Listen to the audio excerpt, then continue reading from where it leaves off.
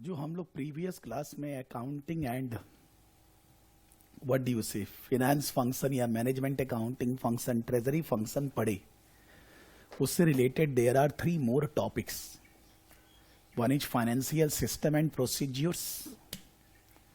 Then the second is connection of the accounts with all the other functions. And the third is internal and external audit. ये सब एक ही area है जो previous class में पढ़े थे वो, और ये जो 3 एरिया है ये सब चारों एक ही एरिया है जिसको हम लोग बिजनेस और फिनेंस फंक्शन बोल रहे हैं. नाउ ये सब एरिया बहुत ज्यादा आई मीन टू से ओपन एंडेड प्रैक्टिकल है.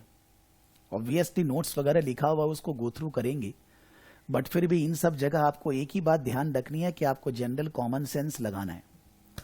अब यहां पर फाइनेंशियल सिस्टम एंड प्रोसीज्योर्स में क्या लिखा हुआ है, क्या कवर कर रहे हैं, वो लोग बोलना चाह रहे हैं हर कंपनी में परचेज होता है, सेल होता है, इंप्लॉइज होते हैं, कैश होता है, इन्वेंट्री होता है, और भी बहुत कुछ होता है. ये सब एक बिजनेस फंक्शन है, फिनेंस फंक्शन है. इसको मैनेज करने के लिए कंपनी के अंदर सिस्टम्स और प्रोसीज्योर्स होने चाहिए.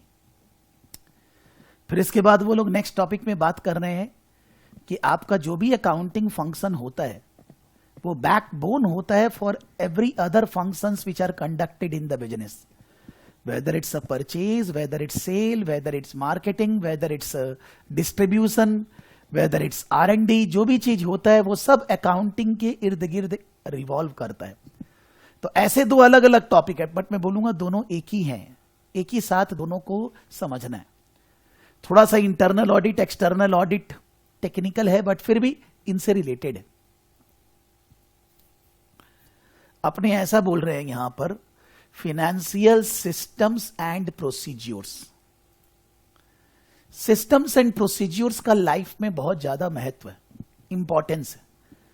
Because if we follow the system then organizations में कुछ भी प्रॉब्लम आएगी, कुछ गलती होएगी, तो हमें सिस्टम्स के बेसिस पे पता चल जाएगा. या अगर ऑर्गेनाइजेशन में कोई छोड़कर चला गया, कोई नया आ गया, उसको हमें इंडक्शन करने में, उसको समझाने में इजी रहेगा. अगर हमारे यहां सिस्टम है then in that case it is easy to record the transactions, to analyze any loopholes, any problems, to check the performance of any staff, to change the system, and at the same time अगर कोई नया आदमी आता है, किसी के बदले छोड़ के चला गया, कोई दूसरा आ गया, तो हम लोग उसको जल्दी से समझा पाएंगे. सिस्टम का एक ये प्रॉब्लम भी है कि जब हम लोग सिस्टम में काम करते हैं तो हम नया कुछ नहीं सोचते. We don't think extraordinary, we don't think new development. So हो सकता है हम लोग एकदम लकीर के फकीर बन जाते, मतलब जैसे ही चल रहा है वही ठीक है, उसको कभी चेंज वगैरह करना नहीं चाहते. जबकि ऐसा भी होता है कि कभी कभी सिस्टम्स में लूप होल्स है, ठीक नहीं है, उसको चेंज करना चाहिए. बट अभी यहां पर मेनली फोकस चल रहा है कि कंपनी के पास एक सिस्टम्स होना चाहिए. क्या चीज का सिस्टम? परचेज का सिस्टम, सेल्स का सिस्टम, कैश का सिस्टम, कोई एक्सपेंडिचर का सिस्टम, इन्वेंट्री सिस्टम, हर चीज का सिस्टम होने से बेटर रहेगा. सिस्टम 2 तरह का होता है, manual and what I to say automated. Manual के अंदर ज्यादातर जो भी काम होएगा, जो लोग भी कुछ भी करेंगे, मैन्युअल के अंदर सब चीजें क्या होंगी, कंप्यूटर वगैरह ये सब कम होगा, सारे काम मैन्युअली होंगे, मशीनें कम होंगी. और ऑटोमेटेड मतलब काम इंसान, पब्लिक या कोई भी पर्सन कम करेगा, मशीनें ज्यादा करेंगी. हम लोग तो वैसे ही we are saying this is information age only, this is IT age, this is information technology age, जहां पर आदमी का यूसेज कम है और ज्यादातर जो भी काम हमें करना है, जो करना चाहते हैं, वो सब हम करना चाहते हैं based on machines, based on software, based on IT. चाहे हम मैनुअल सिस्टम करें या चाहे ऑटोमेटेड, काम करने का एक फिक्स्ड रूल्स, और I can say the best rules is always advisable. चाहे आप मैन्युअली भी चीजों को करें, लेकिन मैन्युअली भी आपको फिक्स्ड रूल्स फॉलो करके काम करना होगा. फिक्स्ड रूल्स मतलब मान लीजिए कोई स्टूडेंट ने, वापस से आप बोलेंगे आप अपने बारे में आ गए, मेरे को फीलिंग उसी से आता है क्योंकि मैं आप लोगों को समझा पाता हूं. Suppose Dhruva, you joined the classes. You made the payment and then you were thinking that how I will be getting the classes, even though you may have seen the YouTube videos, even though before joining I gave you that you see this video, analyze and all that, but फिर भी जब student payment करता है, join करता है, तो उसको confusion होता है वो क्लासेस करेगा कैसे, कैसे ज्वाइन करेगा, कैसे लाइव क्लास करेगा, कैसे रिकॉर्डिंग करेगा, कौन सा मटेरियल रेफर करना है। हमारे यहाँ का सिस्टम क्या है कि जब स्टूडेंट ज्वाइन करता है तो हम लोग उसको बोलते हैं भाई आप अपना डॉक्यूमेंट शेयर करिए और साथ में आप एक रजिस्ट्रेशन फॉर्म फिलअप करिए। वो रजिस्ट्रेशन फॉर्म सराफ एकेडमी का इन हाउस रजिस्ट्रेशन फॉर्म है। इवन दो आपने वेबसाइट पे जाके पेमेंट किया या मान लीजिए आपने बैंक ट्रांसफर किया, आपने मेल डाला, फिर भी हम आपसे एक रजिस्ट्रेशन फॉर्म भराते हैं। रजिस्ट्रेशन फॉर्म आप भर के सबमिट करते हो, वो डेटा में चला जाता है और उसके साथ साथ आप डॉक्यूमेंट शेयर करते हो। आपका रजिस्ट्रेशन ACCA में करना है तो आप अपना डॉक्यूमेंट शेयर करते हो। फिर डॉक्यूमेंट शेयर करने के बाद जब आप रजिस्ट्रेशन फॉर्म भर दिए तो आपको क्लासेस दी जाती है, recorded classes, pre recorded classes of the current batch, of the previous batch. Normally हम 2 बैच का क्लासेस देते, सिंस अभी ये BT चल रहा है तो जब स्टूडेंट ज्वाइन करता है तो हम BT 2022 वाली क्लासेस भी देते हैं और BT 2023 वाले भी। लेकिन जब ये बैच खत्म हो जाएगा तो 22 वाला उड़ा देंगे, उसको डेटा सिस्टम से डिलीट कर देंगे, बिकॉज स्टूडेंट चाहेगा नई क्लास करे, पुरानी क्यों करे। जब तक ये बैच रनिंग है तब तक हम BT 2022 भी आपको देते हैं। कभी कभी स्टूडेंट बोलता है सर ये कौन सा करूं मैं, सर यहां पर तो 22 भी है, 23 भी है, तो हम लोग उसको बोलते हैं भाई तुम 23 वाला ही करो। हाँ तुमको बहुत ज्यादा जल्दी स्पीड में पढ़ना है तो इन दैट केस 22 वाला भी रेफर करना पड़ेगा, बिकॉज अपने तो बैच में वैसे ही पढ़ाएंगे ना जैसे जैसे अपने बात की। तो एक सिस्टम हो गया कि उससे रजिस्ट्रेशन फॉर्म भराना। रजिस्ट्रेशन फॉर्म का डिटेल आपको क्लास देने के लिए सॉफ्टवेयर में डालना जरूरी है, अदरवाइज मेरे को कंट्रोल कैसे पता चलेगा कि किसको मेरे स्टाफ ने क्लास दिया नहीं दिया, ये कैसे पता चलेगा। हो सकता है कि स्टाफ ने किसी से बात कर लिया, उसने स्टाफ को बोला भाई हम तुमको ही पैसा दे देते हैं, सर का फीस 30,000 है, मैं तुमको 15,000 दे देता हूं, तुम सिस्टम से क्लासेस मेरे को दे दो, सर को तो पता नहीं चलेगा या कुछ पता तो चलना नहीं है, तुम क्लासेस दे दोगे, मैं कोई डाउट रेस करूंगा नहीं, मैं रिकॉर्डिंग से पढ़ लूंगा। मान लीजिए मेरे पास रेवेन्यू आया ही नहीं, स्टूडेंट ने पैसा स्टाफ को दे दिया, 50% फीस उसने पे कर दिया, खत्म हो गया। अब वो क्लास भी कर रहा है, मटेरियल भी मिला, सब कुछ मिला, लेकिन हमें रेवेन्यू लॉस हो रहा है। ये हुआ जानबूझकर। कोई भी ऑर्गेनाइजेशन में कोई भी स्टाफ गड़बड़ कर सकता है। और एक हो गया भूल के कोई मेल आया, स्टूडेंट ने पेमेंट वगैरह किया नहीं है, फिर भी उसको क्लास दे दी गई भूल के, बाय मिस्टेक। हो सकता है जब क्लासरूम में क्लास लेते थे 2014 के पहले, तो स्टूडेंट क्लासरूम में एंटर कर रहे कि क्लास में 150-200 जन पढ़ते थे, कैसे याद रहेगा कौन पैसा दिया, कब दिया, नहीं दिया। तो भाई इन दैट केस हम लोग क्या करते थे, अटेंडेंस रजिस्टर बनाकर रखे थे कि जब स्टूडेंट एंट्री कर रहे तो वहां पर एक स्टाफ बैठे रहता था और वो उस स्टूडेंट से उसका नाम पूछता था। रजिस्टर में अगर उसका नाम है तो इन दैट केस वो क्लास में एंटर कर सकता है। हो सकता है कि रजिस्टर में नाम स्टाफ झूठ का ही लिख देगा, वापस से वही कहानी कि किसी स्टूडेंट ने पेमेंट स्टाफ को कर दिया और स्टाफ ने उसका नाम रजिस्टर में लिख दिया, क्लास में वो पढ़ रहा है लेकिन हमें पैसा नहीं मिला। हो सकता है। यानी कि सिस्टम का तो बहुत जरूरत है ना। सिस्टम मतलब मे बी इंटेंशनल और मे बी अनइंटेंशनल, कोई प्रॉब्लम्स है, कोई इश्यूज है, हो सकता है, होता है, इसमें आपकी गलती नहीं है। अब मेरे ऑर्गेनाइजेशन में तो भाई सिस्टम बहुत सिंपल है, क्योंकि सब कुछ मैं देख रहा हूं कि मान लीजिए अभी किसी ने, एक एग्जांपल है, मान लीजिए उन्हें मोनिका जैन ने पेमेंट किया, सिंगापुर से हैं, तो आपने ये सिस्टम बनाकर रखिए कि मेल आएगा, रजिस्ट्रेशन फॉर्म भरेंगे, फिर उसके बाद हम लोग का ये सीट है, इसमें लिखा रहेगा, मतलब ये सब चीज है। फिर भी चोर के लिए कोई ताला नहीं है या गलतियों के लिए कुछ किया नहीं जा सकता। अगर सिस्टम सही बनाएंगे तो गलती कम से कम होगी, या अगर कोई फॉल्ट या कोई जानबूझ के कोई इंटेंशनली गड़बड़ कर रहा है तो वो कर नहीं पाएगा। यानी कि हमारे केस में पूरा सिस्टम मेरे सामने सामने चल रहा है। Maybe I am sitting giving class at present to you, but सब कुछ मेरे सामने हो रहा है। स्टाफ में ऑफिस में कोई बैठा है, कोई क्लास दे रहा है, कोई इंक्वायरी डील कर रहा है, कोई नोट्स वगैरह दे रहा है, कोई मान लीजिए कुछ और कर रहा है, एडमिन अकाउंटिंग एंट्रीज कर रहा है, कोई रिटर्न वगैरह लगा रहा है। मेरे केस में सिंपल है, बिकॉज सब कुछ कंट्रोल मेरे सामने हो रहा है। लेकिन आप बड़ी कंपनी की बात करेंगे, रिलायंस, आईटीसी, हिंदुस्तान यूनिलीवर या कोई भी ऑर्गेनाइजेशन, कैसे पता चलेगा? कैसे सिस्टम को कंट्रोल करेंगे हम?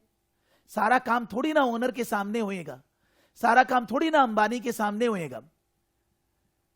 सिस्टम बनाना और ज्यादा जरूरी हो जाता है जब ऑर्गेनाइजेशन ग्रो करती है, बड़ी होती है। जब ऑर्गेनाइजेशन ग्रो करती है, बड़ी होती है, सिस्टम को इस्टेब्लिश करना और तकलीफ हो जाता है और प्रॉब्लम्स अराइज होती है सिस्टम को डिजाइन करने में, इस्टेब्लिश करने में, बड़ा बनाने में।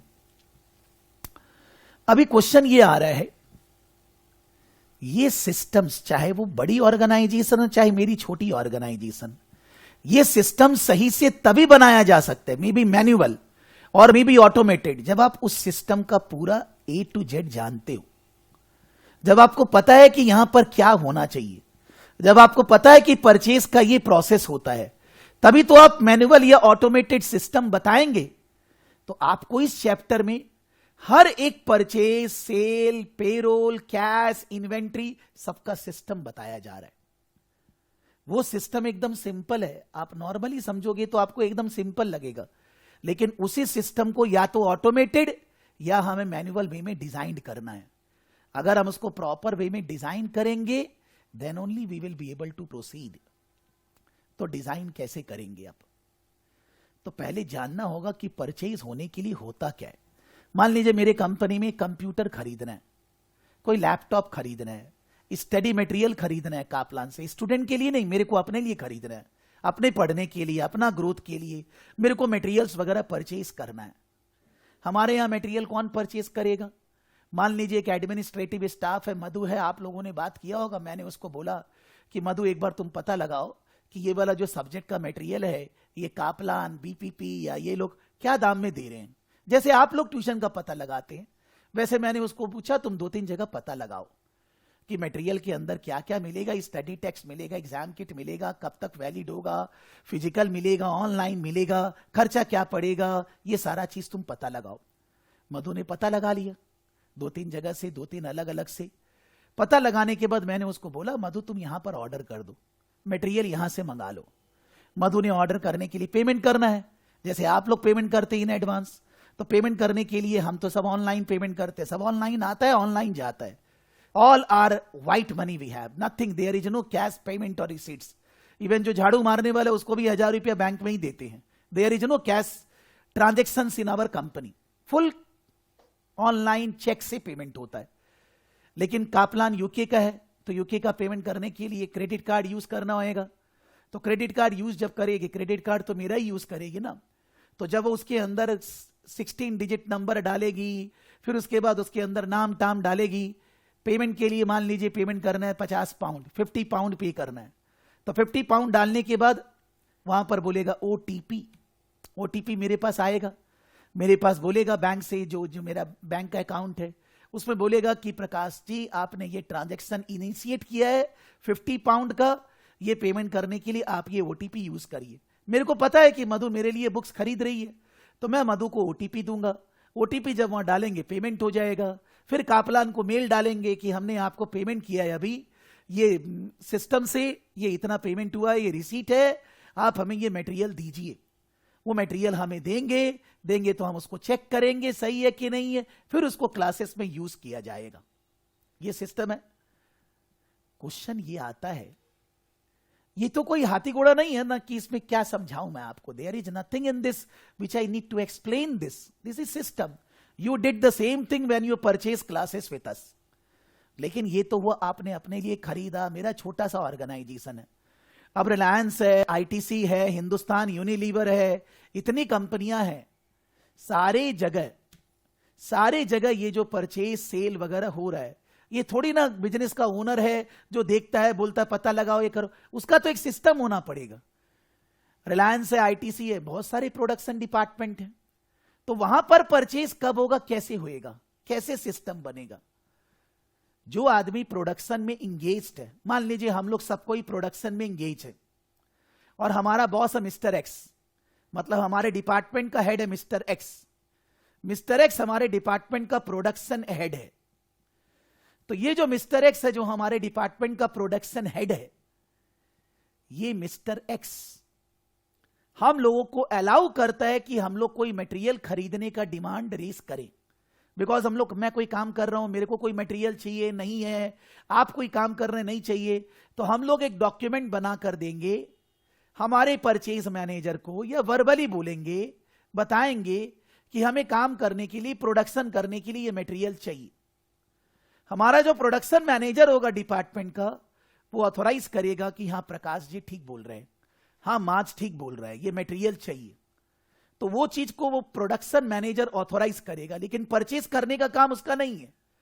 परचेज करने का डिपार्टमेंट अलग है। तो प्रोडक्शन मैनेजर वो डॉक्यूमेंट को साइन करेगा, ऑथोराइज करेगा, और वो डॉक्यूमेंट कहां चला जाएगा? परचेज डिपार्टमेंट पे। परचेज डिपार्टमेंट को बोला जा रहा है कि भाई मटेरियल परचेज करो, बिकॉज प्रोडक्शन डिपार्टमेंट ने बोला है प्रोडक्शन करने के लिए मटेरियल की कमी हो रही है, मटेरियल खरीदो। अब परचेज डिपार्टमेंट में अलग अलग परचेज करने वाले हैं, बड़ा है, बहुत सारे लोग हैं। वो मटेरियल कौन खरीदता है, किसका रिस्पॉन्सिबिलिटी है, वो परचेज मैनेजर कोटेशंस मंगवाएगा। जो अलग अलग सप्लायर्स है, जो लोग मटेरियल सप्लाई करते हैं, पता लगाएगा क्या दाम में मटेरियल मिलेगा, क्या प्राइस होगा, कितना दिन में डिलीवरी होगा, क्वालिटी कैसा है, ये चीज का डिटेल मांगेंगे। अलग अलग सप्लायर लोग डिटेल देंगे, हम लोग वो डिटेल को चेक करेंगे। हम लोग मतलब परचेज डिपार्टमेंट चेक करेगा। परचेज करने के बाद ऑर्डर प्लेस किया जाएगा, जिसका कोटेशन सबसे बढ़िया होगा, दाम कम होगा, क्वालिटी बढ़िया होएगा, उसको ऑर्डर दिया जाएगा। बहुत सारी कंपनी में सर्टिफाइड सप्लायर लिस्ट होता है, हम सबसे नहीं खरीद सकते, हम इन्हीं से खरीदेंगे, ये 2-3 लोगों से ही खरीदेंगे, तो वो सप्लायर लिस्ट को रेफर करेंगे।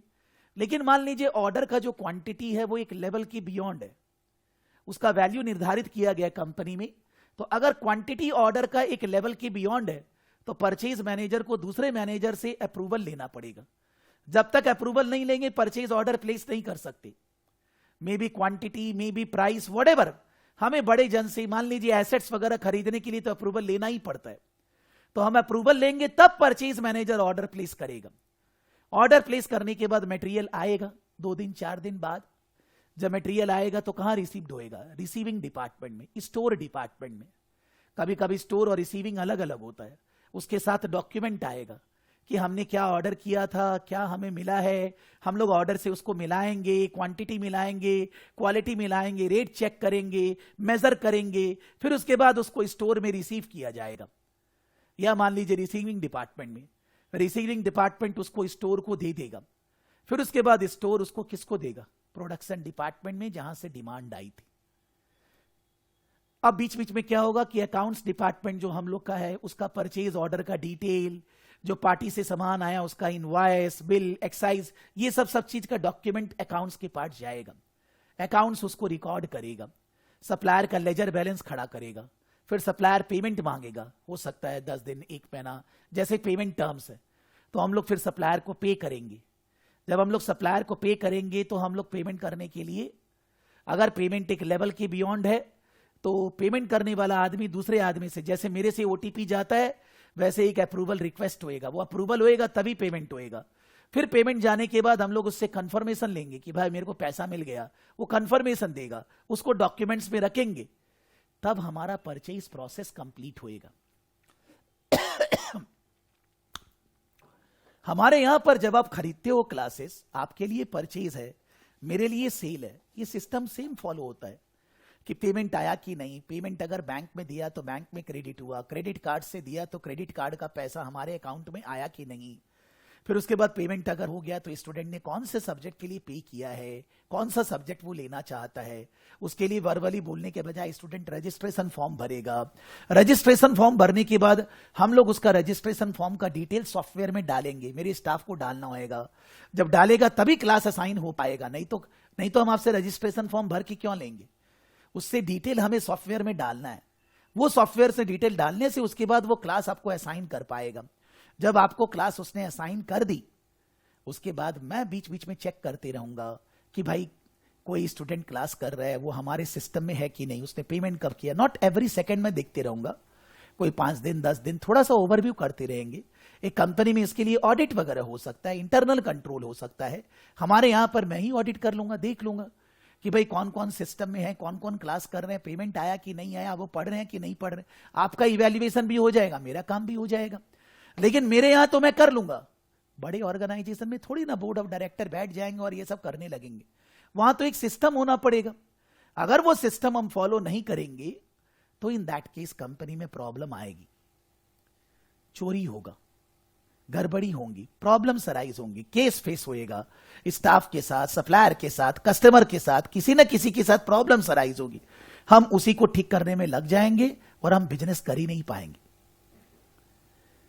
हम लोग इसको एक टाइप का सिस्टम बोल रहे हैं। आज से 100 साल पहले भी ये सिस्टम्स था, आज भी है, और आज से 500 साल आगे भी रहेगा।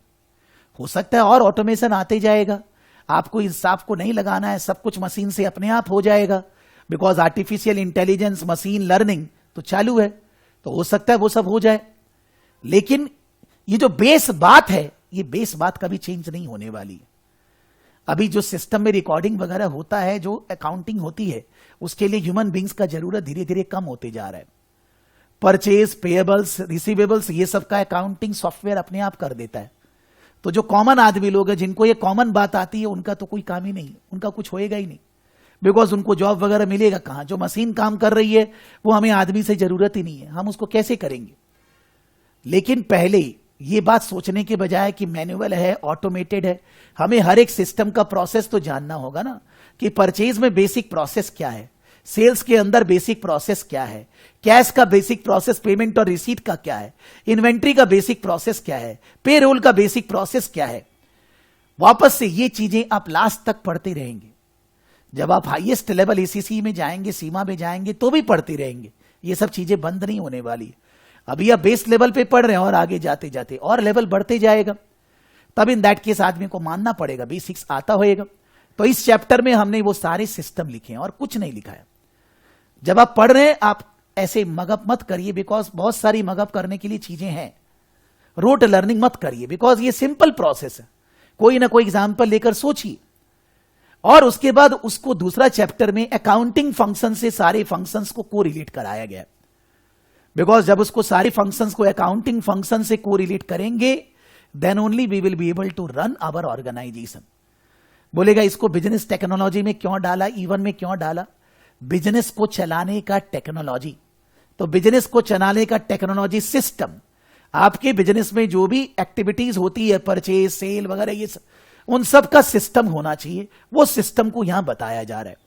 अभी यहां पर ये सोचकर राइटअप नहीं लिखा गया कि मैनुअल है, कि भाई हम लोग ऐसा बोलना चाह रहे हैं कि मैनुअल के बजाय कुछ और है, हम ये सब डील नहीं करना चाह रहे। हम लोग बात कर रहे हैं पहले सिस्टम समझे तो सही, उसके बाद उसको मैनुअल या ऑटोनोमस जो बनाना है वो बना देंगे। तो मैंने एक एक पेज के अंदर एक एक सिस्टम का फ्लो चार्ट्स बना दिया है।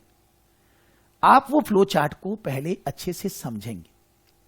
चाहे आपके मम्मी पापा कहीं काम करते होंगे, चाहे आप कहीं काम करते हैं, या मेरा सोच लीजिए किसी भी ऑर्गेनाइजेशन का सिस्टम का एग्जाम्पल लीजिए।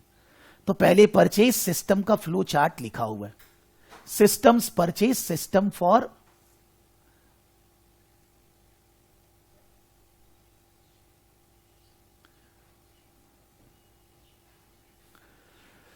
तो यहां है मेन सिस्टम, मतलब the main stages in the purchasing cycle and the issues to be considered are.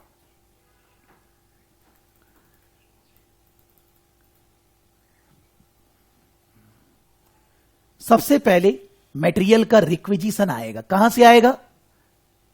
जहां पर मटेरियल का यूसेज हो रहा है प्रोडक्शन डिपार्टमेंट में। जो लोग प्रोडक्शन कर रहे हैं, जो लोग काम कर रहे हैं, उनको मटेरियल की जरूरत है। तो वो लोग अपना प्रोडक्शन डिपार्टमेंट का हेड प्रोडक्शन मैनेजर को बोलेंगे हमें ये मटेरियल मंगा कर दो, हमें काम करने के लिए चाहिए। उसको हम लोग बोलते हैं requisition. Staff decide what goods और services they wish to purchase and produce a purchase requisition. Drishti, हम लोग ये सब क्या एमए मैनेजमेंट अकाउंटिंग में पढ़े थे क्या? हाँ सर, ये एमए में पूरा प्रोसेस हमने पढ़ा था। फिर फाइनेंशियल अकाउंटिंग में पढ़े थे, हाँ शायद पढ़ा था, एग्जैक्टली जो जर्नल एंट्रीज वगैरह हम लोग करे थे ना, परचेज सेल ये सब का, वहां पर भी ये पढ़े थे और अभी तीसरी बार पढ़ रहे हैं। यानी कि आपके लिए सेम ही चीज है, हो सकता है थोड़ा बहुत अलग अलग की बुक्स के अंदर अलग अलग लिखा हुआ है, बट ये सारा चीज एरिया सब सब्जेक्ट में कॉमन है। बिकॉज बिजनेस तो इन्हीं से चलता है ना, purchase sale salary wages cash inventory receive, इन्हीं से तो चलता है बिजनेस। तो आप ये सोचिए कि this is not for BT, this is for every subject. And जब आप कहीं पर काम करेंगे तो भी आपको उसका सिस्टम बनाना पड़ेगा, वहां सिस्टम में जो प्रॉब्लम्स है उनको दूर करना पड़ेगा, चाहे आप कितना भी हाई लेवल के पर्सन बन जाएं। तो जितना सिस्टम को हम लोग डीप में जानेंगे उतना हमें लॉन्ग टर्म में जिंदगी में फायदा होएगा। एग्जाम की बात अलग है। तो रिक्विजिशन परचेज में सबसे पहला काम है, staff decides what goods and services they wish to purchase and produce a purchase requisition. मतलब स्टाफ जो लोग प्रोडक्शन में काम कर रहे हैं वो लोग डिसाइड करेंगे कि कौन सा मटेरियल हमें खरीदना है और उसके लिए वो लोग परचेज रिक्विजिशन बनाएंगे। This is authorised by department supervisor and pass to the purchasing ordering department. ये जो परचेज रिक्विजिशन पर स्टाफ बनाएंगे, इसको जो डिपार्टमेंट में सुपरवाइजर है, जो डिपार्टमेंट का हेड है, वो उसको ऑथोराइज करेगा और ऑथोराइज किया हुआ डॉक्यूमेंट परचेज डिपार्टमेंट को दिया जाएगा। यही प्रोडक्शन में रिक्विजिशन रेज हो रहा है, अब ये डॉक्यूमेंट कहां चला गया? परचेज डिपार्टमेंट में। परचेज डिपार्टमेंट इस मटेरियल का ऑर्डर करेगा, किसको? सर्टिफाइड सप्लायर को, अच्छे सप्लायर को। तो purchase department place order with suppliers obtaining several quotations to get competitive price. Order में रिक्वायर ऑथोराइजेशन इफ लार्ज।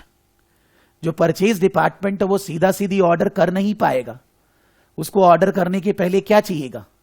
अगर ऑर्डर का क्वांटिटी या वैल्यू एक लेवल के बियॉन्ड है तो उसको ऑर्डर करने के लिए पहले अप्रूवल चाहिएगा स्पेसिफिक अथॉरिटी से। जब अप्रूवल मिलेगा उसके बाद वो ऑर्डर कर पाएगा। जब ऑर्डर कर दिए तो अपने पास गुड्स आएगा। गुड्स कहां आएगा? या तो स्टोर में या रिसीविंग डिपार्टमेंट। उसको चेक किया जाएगा कि as per order as per quality वगैरह ठीक है ना, और हम लोग का डॉक्यूमेंट बनाया जाएगा कि गुड्स हमने रिसीव कर लिया। फिर उसके बाद रिसीव करने के साथ साथ इनवॉइस भी आएगा पार्टी से। पार्टी बोलेगी हमें पैसा दो, इनवॉइस है। इनवॉइस को हम लोग अकाउंट्स डिपार्टमेंट को दे देंगे, बोलेंगे उसको लिखो, बुक्स में रिकॉर्ड करो, कितना का इनवॉइस है, कितना का ऑर्डर दिए थे, कितना क्वांटिटी आना था, कितना आया, कब आया, ये सबको रिकॉर्ड किया जाएगा। फिर इनवॉइस को रिकॉर्ड करने के बाद उसका पेमेंट होएगा। पेमेंट करने के लिए अगर पेमेंट एक लेवल के बियॉन्ड, एक अमाउंट के बियॉन्ड है, तो पेमेंट करने के लिए अप्रूवल लेना पड़ेगा। अभी हम लोग को मेरे केस में ओटीपी आता है, पहले सिग्नेचर होता था चेक के ऊपर, डबल सिग्नेचर। कोई भी अगर पेमेंट एक लेवल के बियॉन्ड है तो अप्रूवल ले बगैर पेमेंट हो नहीं पाएगा। पेमेंट जब होएगा तो एक ट्रांजैक्शन खत्म हो गया। ऐसे करके और परचेज ट्रांजैक्शन होते जाएंगे। अब ये सिस्टम को आप कितना डिटेल में मैन्युअल बनाएंगे, ऑटोमेटिक बनाएंगे, ईआरपी सिस्टम बनाएंगे, आप क्या करेंगे वो आपके ऊपर है। आपके ऑर्गेनाइजेशन में कितना लेयरिंग होएगा, कितना डिटेलिंग होएगा, वो आपके ऊपर है। लेकिन होगा तो ये सिस्टम जरूर। सेल्स सिस्टम है तो सेल्स में सबसे पहले कस्टमर ऑर्डर करेगा। कस्टमर बोलेगा मेरे को ये सामान चाहिए, कस्टमर बोलेगा मेरे को ये क्लासेस चाहिए। तो पहले हम लोग कस्टमर को क्या बोलेंगे कि भाई आपको ये पर्टिकुलर सब्जेक्ट की अगर क्लासेस चाहिए तो ये क्लासेस अभी लाइव नहीं हो रही है। जब लाइव होंगी आप लाइव कर पाएंगे, अभी आपको रिकॉर्डिंग मिलेंगी। नहीं तो हो सकता है कस्टमर झगड़ा करे, मेरे को तो लाइव मिलना चाहिए। कभी कभी होता है कम्युनिकेशन गैप। सब चीज रिटन, कम्युनिकेशन गैप करना ही नहीं है, वर्बल बात करना ही नहीं है। मैं अपनी बात नहीं कर रहा, आप कहीं पर ऑर्डर प्लेस कर रहे हैं, उसके पास वो सामान होगा तब तो देगा ना। आपके ऑर्डर देने से काम खत्म थोड़ी ना हो गया। यानी कि जो ऑर्गेनाइजेशन आपको सामान या सर्विसेज सेल करेगी, आप उसको ऑर्डर प्लेस किए तो पहले ऑर्गेनाइजेशन ये चेक करेगी कि ऑर्डर वाला सामान हमारे पास है क्या, हम उसको उतना टाइम में दे सकते हैं क्या। ऑर्डर का प्रोसेसिंग करने के लिए पहले चेक करना होगा। ऑर्डर में be received by post, fax, telephone, electronic. A record should be made of the incoming order so checks can be made once processed. अब ऑर्डर का प्रोसेसिंग करने के लिए चेकिंग किया जाएगा। चेक कस्टमर है जो वैलिड का। अगर कस्टमर को क्रेडिट में सामान चाहिए तो हम लोग सबको क्रेडिट थोड़ी ना देंगे। हम लोग तो देखेंगे ना कि उसको क्रेडिट में गुड्स दिया जाता है क्या, वो क्रेडिट कस्टमर है क्या, नया क्रेडिट देना है तो क्रेडिट वर्दीनेस डिपार्टमेंट से चेक करवाएंगे, check goods are in inventory और नॉट, और फिर उसका ऑर्डर को हम लोग कंफर्म करेंगे। फिर उसके बाद गुड्स डिस्पैच करने के लिए कोई भी कोरियर या जिससे भी थ्रू डिस्पैच करना है वो बोलेंगे। हमारे केस में कोरियर नहीं है, हमें स्टाफ को लगाना होगा आपको क्लासेस मटेरियल देने के लिए। Goods sent to the customer, a goods dispatch note is produced which will be signed by the customer confirming goods received। वो कोरियर कस्टमर के पास सामान लेकर जाएगा, कस्टमर साइन करके देगा, मिल गया। फिर कस्टमर को इनवॉइस बनाकर देंगे, send to the customer dealing with the amount charge recorded. अब ये इनवॉइस गुड्स रिसीव्ड ये सब को लेकर अकाउंट्स डिपार्टमेंट एंट्री करेगा, और फिर अकाउंट्स डिपार्टमेंट के पास जब कस्टमर से पैसा आएगा उसको रिकॉर्ड करेगा, कस्टमर का लेजर खत्म करेगा और सेल में रिकॉर्ड करके खत्म करेगा। That is payment received. ये है सेल्स सिस्टम। कहीं भी आप ये मत सोचिए मेरे को ये वर्डिंग याद करना है, नॉर्मली सोचिए सेल और परचेज का सिस्टम क्या होना चाहिए, कैसे होता है। Payroll system. अब हमारे यहां तो 15-20 लोग काम कर रहे हैं, ऑर्गेनाइजेशन में 15,000 15 लाख इतने लोग काम करते हैं, तो उसका प्रोसेस कैसे होना पड़ेगा, कौन आदमी काम किया नहीं किया, कितनी देर किया, कितना रेट है, कितना पैसा देना है, ओवर टाइम कितना किया वगैरह, वो हमारा स्टाफ है कि नहीं। हमारे केस में झमेला नहीं है, इधर तो बड़ी बड़ी कंपनी में हो सकता है। तो पेरोल सिस्टम, सबसे पहले hours work recorded, hours work record किया जाता है, time card, time sheet, staff कितने बजे आया, कितनी देर ऑफिस से निकला, कितनी देर काम किया, वो एक टाइम सीट में रिकॉर्डिंग होता है। ओवर टाइम, अगर स्टाफ ने ओवर टाइम किया तो कितनी देर एक्स्ट्रा किया, कौन सा दिन किया, कौन से जॉब में किया, कौन से डिपार्टमेंट में किया, बिकॉज ओवर टाइम का पेमेंट नॉर्मल टाइम से अलग होता है। फिर पे रेट्स, पे रेट्स हम लोग अलग अलग स्टाफ के लिए depending upon skills, depending upon department अलग अलग रखते हैं। तो कौन सा के लिए क्या पे रोल है, पे रेट मंथली है, आवरली है, क्वार्टरली है, वीकली है, क्या पे रेट्स है। फिर उसके बाद पे कैलकुलेटेड, जितना देर जितना महीना वो काम किया, जितना देर काम किया उसको रेट से मल्टीप्लाई करने से आया कि उसको पैसा कितना देना है। फिर उसमें से टैक्स फैक्स जो भी टीडीएस वगैरह होता है, या कोई लोन फोन लेकर रखा है, इंस्टॉलमेंट है, उसका इंटरेस्ट है, वो सब काटना, काटने के बाद उसको पेमेंट करना। पेमेंट करने के लिए अगर पेमेंट एक लेवल के बियॉन्ड है तो ऑथोराइजेशन चाहिएगा, अदरवाइज पेमेंट कर नहीं पाएंगे। पेमेंट करने के लिए we need authorisation, then only we can pay. Payment तभी कर पाएंगे जब ऑथोराइजेशन मिलेगा तब, otherwise we can't make the payment. Cash system, cash system के अंदर cash receipts, cash payments and petty cash. Cash receipts और पेमेंट्स, नॉर्मली जो हम लोग अभी ऊपर बात की कि परचेज के अगेंस्ट में पेमेंट करना है और कस्टमर से पैसा लेना है, तो परचेज के अगेंस्ट में पेमेंट करने के लिए ऑथोराइजेशन, अगर पेमेंट एक लेवल एक अमाउंट के बियॉन्ड है तो ऑथोराइजेशन होता है। हमारे केस में तो ओटीपी होता है, चाहे वो जो भी पेमेंट हो, लेकिन बड़े बड़े ऑर्गेनाइजेशन में अलग अलग ऑथोराइजेशन लेवल होता है। जब एक पेमेंट इसके बियॉन्ड जाएगा तो आपको इससे अप्रूवल कराना जरूरी है, इससे ऑर्डर लेना जरूरी है। जब वो सिस्टम में अप्रूव करेगा तभी पेमेंट हो पाएगा। सिमिलरली रिसीट जब होगा तो हमें ये देखना जरूरी है कि जो रिसीट है वो कस्टमर से आया है, कितना आया है, कौन से कस्टमर से आया, उसका ड्यूज कितना था, बैलेंस ड्यूज कितना बाकी है, कंपनी को ये चेक करना जरूरी है। पेटी कैश, कंपनी में दो तरह का कैश सिस्टम होता है। एक, मान लीजिए हमारे यहां भी कुछ तो कैश खर्चा होता है, चाय पानी नाश्ता कुछ भी, ये सब कुछ छोटे मोटे खर्चे, कुछ स्टेशनरी, कुछ फाइल्स, मान लीजिए नॉर्मल सप्लायर से लेने का टाइम नहीं है तो उसको हम लोग पेटी कैश बोलते हैं। पेटी कैश में क्या होता है कि मान लीजिए मेरे स्टाफ को मैं 1000-2000 रुपए देकर रखता हूं, खर्चा हो गया तो वो फिर मांग लेता है। तो हमारे यहां क्या है कि जब खर्चा हो गया वो मांग लेता है, लेकिन नॉर्मली दूसरे ऑर्गेनाइजेशन में क्या होता है जहां स्ट्रक्चर्ड है कि महीना में मान लीजिए हमारा कैश खर्चा 5000 रुपए है, तो महीना के बिगिनिंग में 5000 रुपए स्टाफ को, कैशियर को, पेटी कैशियर को दे दिए, उसने महीना में उसमें से 4500 खर्चा कर दिया, 4500, तो बैलेंस 500 रुपया उसके पास, उसको 4500 और दे देंगे, जिसको हम लोग बोलते हैं इम्प्रेस्ड सिस्टम। लेकिन खर्चा चेक करेंगे एक बार, 4500 कहां कहां खर्चा हुआ, थोड़ा सैंपल चेकिंग कर लेंगे, थोड़ी वेरीफाई कर लेंगे, उसको बोलेंगे डिटेल दिखाओ कहां कहां तुमने खर्चा किया, जिससे कि कुछ गड़बड़ तो नहीं हो रहा है। जहां पर भी कैश होता है वहां झमेला होने का बहुत चांसेस है, इसलिए कैश सिस्टम। इन्वेंट्री, इन्वेंट्री जब आप परचेज करेंगे तो लिंक विथ परचेज, परचेज कब करना है, कितना है, कब ऑर्डर देना है, must be valued at year and. आपको साल के एंड में इन्वेंट्री को वैल्यू करना है, इनकम स्टेटमेंट बनाने के लिए, बैलेंस शीट बनाने के लिए। Must be valued work in progress, raw material, finish goods, और फिनिश गुड्स का डिटेल चाहिए सेल करने के लिए। सेल अगर ऑर्डर आएगा तो हमारे पास वो सामान है कि नहीं, कितना पार्टी को चाहिए, कितना और हमें बनाना पड़ेगा, कितना बना पाएंगे, ये चीज हमें जानना पड़ेगा। यानी कि आपका इन्वेंट्री सिस्टम आपके परचेज, आपके प्रोडक्शन, आपके वैल्यूएशन, आपके सेल से रिलेटेड रहेगा। That is inventory system. ये सारा सिस्टम, जितनी बड़ी ऑर्गेनाइजेशन उतना डिटेलिंग, जितनी छोटी ऑर्गेनाइजेशन उतना कमती डिटेलिंग। लेकिन ये सिस्टम हमें चाहिए किस लिए? हर जगह सेफगार्ड, इफिशियंसी, प्रिवेंटिंग फ्रॉड और प्रिवेंटिंग एरर्स। बार बार ये बात लिखी हुई है, परचेज के लिए अलग, सेल के लिए अलग, सब के लिए बार बार ये लिखा गया। मैंने अभी बोला सेफगार्ड। मान लीजिए हम लोग परचेज कर रहे हैं, जो आइटम है जो ऑलरेडी वही परचेज कर रहे हैं। क्यों? बिकॉज जो रिक्विजिशन रेस करने वाला है परचेज मैनेजर, उसका परचेज मैंने सप्लायर के साथ थोड़ा रिलेशन है। बोला भैया खरीदो, खरीदो, होने के बाद भी खरीदो, आने दो। तो सेफ गार्डिंग ऑफ एसेट्स कैसे करेंगे? रखा रखा खराब हो जाएगा, गड़बड़ हो जाएगा। अगर आप सिस्टम ठीक नहीं बनाएंगे तो आप एसेट्स को सेफ गार्ड नहीं कर सकते। इफिशियंसी, और हर ऑर्गेनाइजेशन में पैसे, रिसोर्सेस की कमी है। तो अगर हम लोग रिसोर्सेस को बर्बाद करेंगे, इधर उधर यूज करेंगे, तो उससे प्रॉब्लम आएगी।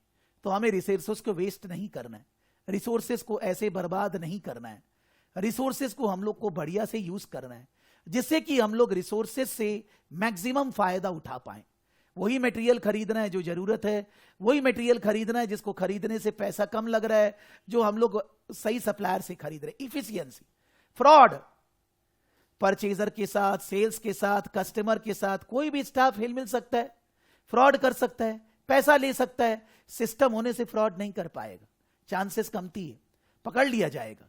और प्रिवेंटिंग एरर्स, भूल के गलती। सिस्टम नहीं है तो गलती जरूर होगी, अगर सिस्टम है तो गलती कम से कम होगी। अब आप लोग को जो सॉफ्टवेयर क्लासेस वगैरह देता है, वो आदमी को बहुत ज्यादा कुछ आईटी थोड़ी ना आता है, आप लोग को, मेरे को उससे ज्यादा आता है। बट उसको समझा दिया गया कि भाई आपको सॉफ्टवेयर स्टूडेंट को कैसे देना है, स्टूडेंट का प्रॉब्लम क्या क्या आ सकता है। तो जब नॉर्मली आप मेरे को बोलते हैं सर मेरा रिकॉर्डिंग नहीं चल रहा है, ये हो रहा है, तो एक कॉमन आदमी भी आपका प्रॉब्लम सॉल्व कर सकता है, जिसको डेजिग्नेटेड आपको टाइम दिया गया है। तो इन दैट केस आप उसी से कनेक्ट करिए, कोई मेल मैसेज मत करिए, और खराब से मेल मत डालिए। क्या सर कल रात को मैंने देखा था, नहीं हो रहा है, बिकॉज जब आप प्रॉब्लम उठाएंगे दिखेगा आप ही का है। हो सकता है आपका इंटरनेट ठीक नहीं चल रहा है, क्लासेस नहीं रन कर रही है, हो सकता है कि आपका एंटीवायरस सॉफ्टवेयर को रोक रहा है, बिकॉज मेरे इस कंप्यूटर में बहुत सारे अलग अलग तरह के सॉफ्टवेयर है। जब कभी कभी सॉफ्टवेयर चालू करते हैं तो एंटीवायरस को ऑफ करना पड़ता है, बिकॉज एंटीवायरस उसको करप्शन मांग रहा है, उसको ट्रोजन मांग रहा है, गड़बड़ मान रहा है। वो गड़बड़ है नहीं, लेकिन एंटीवायरस मान रहा है। आप जब कोई मोबाइल में ऐप डाउनलोड करते हैं, बोलता है आपका सारा डेटा, आपका सारा कॉन्टेक्ट डिटेल लेगा, आपको यस करना पड़ता है ना। यानी कि आप खराब लैंग्वेज कभी भी मत लिखिए। मैंने तो कल रात को ठीक कराया था, अभी फिर हो गया, I want a permanent solution. This is technological age, कोई भी चीज कभी भी आ सकती है। ऐसे वापस से अभी 15 दिन पहले गूगल ने अपना पॉलिसी चेंज किया है, तो ऐप में थोड़ा चेंजेस आ गया, तो सबका क्लास बंद हो गया। तो ऐप वाले ने बोला कि ये मेल स्टूडेंट को डालिए, स्टूडेंट ये प्रोसेस फॉलो करेगा तो सब क्लासेस चलने लग जाएगा। तो अब नॉर्मली कोई जन मेल नहीं पढ़ रहा है, कोई प्रॉब्लम नहीं है, आप मैसेज क्यों कर रहे हैं व्हाट्सएप में, आप मेल डालिए, ठीक हो जाएगा। वापस से मैं वही बात बोल रहा हूं, क्योंकि मैं देखता हूं ना कि कितना खराब तरह से मेल लिखा जा रहा है, जैसे कि दुनिया में सबसे इंपॉर्टेंट आप ही हैं। मैंने कल रात को कराया था, फिर मैं सुबह उठी, मेरे से नहीं हुआ। यानी कि सुबह आप आज ही पढ़ने उठे हैं और कहीं तो उठते ही नहीं है। सुबह मैं उठी, मेरे से नहीं हो रहा है, ऐसा खराब लगता है, ये खराब बात है, मेरे को एकदम अपना सॉल्यूशन। अरे यार समझ तो सही यार, टेक्निकल एज है, कुछ टेक्निकल इश्यूज हो सकता है। कोई भी मान लीजिए अभी एक स्टूडेंट है, सीमा इंस्टीट्यूट का मेल करे जा रहा है, मेरे को स्क्रीन शॉट दिया कि सर बार बार इंस्टीट्यूट ये मेल कर रहा है। मेल में क्या लिखा हुआ है कि between 12th April to 26th April Seema institute students can not give any exam, there will be system upgrade on the website. तो आपका 12 से 26 अप्रैल के बीच में कोई एग्जाम नहीं होएगा। वो मेरे को भेज रहा है, उसमें तो लिखा हुआ ये बात, और वो उसका एज 40 ईयर्स है, वर्किंग प्रोफेशनल है, 12 ईयर से ज्यादा का वर्क एक्सपीरियंस है, तो उसमें तो लिखा हुआ है। मैं उसको बोल रहा हूं आपका कोई 12 से 26 में एग्जाम है? नहीं है। क्या आपको कोई एग्जाम बुक करना है? नहीं करना, उसको भी मालूम है। तो हम बोला आप पढ़ तो रहे हैं, यहां लिखा हुआ है, आप क्यों टेंशन ले रहे हैं? मैंने कोई गुस्सा नहीं किया, लेकिन मैं सोचता हूं कि यार कैसी, माने 40 ईयर्स का हो गया, 10 साल का एक्सपीरियंस है, क्या पढ़ाई की, किस तरह का पढ़ाई करके आए कि एक सिंपल बात लिखा हुआ है कि एग्जाम, आप एग्जाम दे रहे हैं तब आप टेंशन लीजिए ना। आपको उस डेट में एग्जाम देना, इंस्टीट्यूट को मेल डालिए, तो इंस्टीट्यूट खुद ही बता रहा होगा आपका एग्जाम डेफर कर दिया गया है, सिस्टम अपग्रेड है। कोई भी जगह सिस्टम अपग्रेड तो कभी भी हो सकता है, तो आप उसके लिए गुस्सा करेंगे, चिल्लाएंगे। यार फिर तो मेरे को कितना चिल्लाना चाहिए, फिर तो मेरे तरफ, मैं ऐसे ही बात कर रहा हूं, मेरा ऐसा बोलने का मतलब है कि आपके यहां पर अगर सिस्टम है तो आपके एसेट सेफगार्ड होंगे, इफिशियंसी बढ़ेगा, फ्रॉड नहीं होएगा और एरर्स, गलतियां कम होंगी। लेकिन अगर आपके यहां सिस्टम नहीं है तो ये चारों प्रॉब्लम आपके यहां आएंगी। हमारे यहां जो सिस्टम होना चाहिए वो है। चाहे मैंने किसी भी आदमी को बैठाकर रखा है आपको सॉफ्टवेयर क्लासेस देने के लिए, लेकिन उसको उतना बुद्धि है कि उसको करना कैसे है, उतना ट्रेनिंग उसको दिया गया है, और उस आदमी को और ज्यादा दिमाग लगाना भी नहीं है। उसको ग्रो करवाएं, उसको बोले भाई तुम नया चीज सीखो, और भी इसको नहीं करना है। उसको बोलता है I am contented, I am satisfied. Bengal है, आदमी को जो मिलता है वो खुशी है, आगे बढ़ने की इच्छा ही नहीं है। तो इन दैट केस आपके लिए एक पर्सन अपॉइंटेड है, लेकिन आप रात को 7 बजे के बाद, सुबह 8 बजे, 10 बजे, 10:30 बजे के पहले आप स्टाफ को पर्सनली मैसेज करेंगे, मत करिए। आप चुपचाप से मेल डालिए, आपका प्रॉब्लम रिजोल्यूशन समय पे होएगा। दृष्टि आपका बहुत बार प्रॉब्लम होता है, तो क्या वो लोग हेल्प नहीं करते? क्या भाई? नहीं, वो यूजुअली 10-20 मिनट्स में रिप्लाई कर देते हैं। नहीं करेंगे तो वो मेरे से डंडा खाएंगे, क्योंकि आप समझ गए हैं कि मेरे को मेल करना है, तो आप हरदम मेल करते हैं, और मैं देखते रहता हूं कि वो लोग कितनी देर बाद आपको रिप्लाई कर रहे हैं, मेरे सामने ही रहता है। दृष्टि, जैसे मान लीजिए आपने मेल डाला, रिकॉर्डिंग सॉफ्टवेयर इशू आपने डाला, ये मेरे को दिख रहा है कि सृष्टि ने 14 फरवरी को 12:10 पे 12.10 पे दोपहर में 12:10 पे सृष्टि को प्रॉब्लम थी। तो मैं वेट करते रहता हूं कि वो लोग आपको कब जवाब दे रहे हैं, क्या कर रहे हैं। वो लोग अगर नहीं जवाब देते आधे घंटे में, तो ये स्क्रीनशॉट लेकर मैं अपने ग्रुप में डाल देता हूं, जो हम लोग का व्हाट्सएप ग्रुप है। तो मैं बोलता हूं तांदा सी हेल्प हर। मान लीजिए मेरे को गुस्सा आता है कि यार जब मेल आया हुआ है आप उसको तुरंत क्यों नहीं ठीक कर रहा। लेकिन बोलेगा सर वॉशरूम में था, बोलेगा सर खाना खा रहे हैं, बोलेगा सर दूसरा स्टूडेंट का ठीक करें, हमको मालूम है ये सब बोलेगा। नहीं भी कर रहा हो तो बोलेगा ही यार वैसे तो मेरे पास कैमरा भी है, मैं देख सकता हूं, लेकिन इतना कितना कंट्रोल करें। तो एक ह्यूमन बींग्स के जैसे उसको थोड़ा टाइम दे दिए, आधा घंटा 1 घंटा देख लेते हैं वो क्या कर रहे हैं। नहीं करेगा तो मैं उसको याद दिला देता हूं। लेकिन आप मेरे को मैसेज करेंगे ना डायरेक्टली, मेरे को बहुत चोट लगती है यहां पर कि यार मैंने बोला, फर्स्ट क्लास से बोला कि आपको प्रॉब्लम होगी आप मेल डालना, और खराब मत लिखो मेल में, don't write bad language, because bad language लिखने से मेरे को गुस्सा आएगा, मैं स्टाफ को चिल्लाऊंगा, वो चिल्लाने से फिर वो आपको अच्छा से सर्विस नहीं देगा। इतना टेंशन क्या है लाइफ में? कोई भी जन अगर चिल्ला रहा है इसका मतलब उसके जिंदगी में बहुत ज्यादा प्रॉब्लम है, क्लास का नहीं कुछ और चीज का। आप उसको ठीक करिए। मान लीजिए आपको गुस्सा आ रहा है, आप पढ़ते ही नहीं है, ना सुबह ना शाम ना कोई भी टाइम पे, तो आपको गुस्सा किस अपने ऊपर आ रहा है, दूसरे के ऊपर निकालना चाह रहे हैं। थोड़ा सा पेशेंस रखना होगा। ये मैं फर्स्ट क्लास में ही बोलता हूं। मेरा ऐसा समझाने का मतलब है I am not talking, I am just talking system, कि जब मैंने फर्स्ट क्लास में बता दिया कि आपको कोई प्रॉब्लम होएगी आप मेल डालोगे, तो स्टूडेंट बोलेगा सर मैंने व्हाट्सअप किया था, वो लोग जवाब ही नहीं दे रहे। तो यार फर्स्ट क्लास में मैंने क्या बोला, आप व्हाट्सअप नहीं करोगे, आप व्हाट्सअप किए, मेरे को पता नहीं चला, नहीं तो मैं उनको डंडा मारता। आपको मेरे को अलग से बोलना पड़ रहा है, क्यों बोलना पड़े यार? इंस्टीट्यूट का प्रॉब्लम है, एसीसी इंस्टीट्यूट का, मैंने बोला इंस्टीट्यूट को मेल डालिए, सीसी मेरे को करिए। ये कितनी बार मैं बोलता हूं, सोचिए आप दृष्टि, हर बैच में फर्स्ट क्लास 3 घंटा यही बात बोलते जाता हूं, लेकिन कोई नहीं सुनता। और जब खराब बिहेव करता है स्टूडेंट, बहुत दिल को चोट लगती है यार, कि यार आप ही बहुत ज्यादा बिजी हैं दुनिया में, हम लोग तो सब बेवकूफ हैं यहां पर, हमारे पास तो टाइम ही टाइम है। एक बार कभी हो सकता है यार इंटरनेट नहीं चल रहा है कोई सिस्टम में, हमारा सॉफ्टवेयर वाला भी कमती बदमाश नहीं है, मैंने उसको बोल कर रखा है कि कभी पर अगर कभी मेंटेनेंस हो रहा है सॉफ्टवेयर के ऊपर, 1-1.5 घंटा क्लास नहीं चलेगी, आप एडवांस में बता दो, हम स्टूडेंट लोग को मेल डाल देंगे, कि भाई 1-1.5 घंटा 2 घंटा क्लासेस नहीं चलेंगी, 2 घंटा बाद करिएगा, वो भी 90% बताता नहीं है। बोला हमको भी अभी पता चला, मालूम नहीं था, अच्छा नहीं लगता है, दिस इज नॉट प्रोफेशनलिज्म।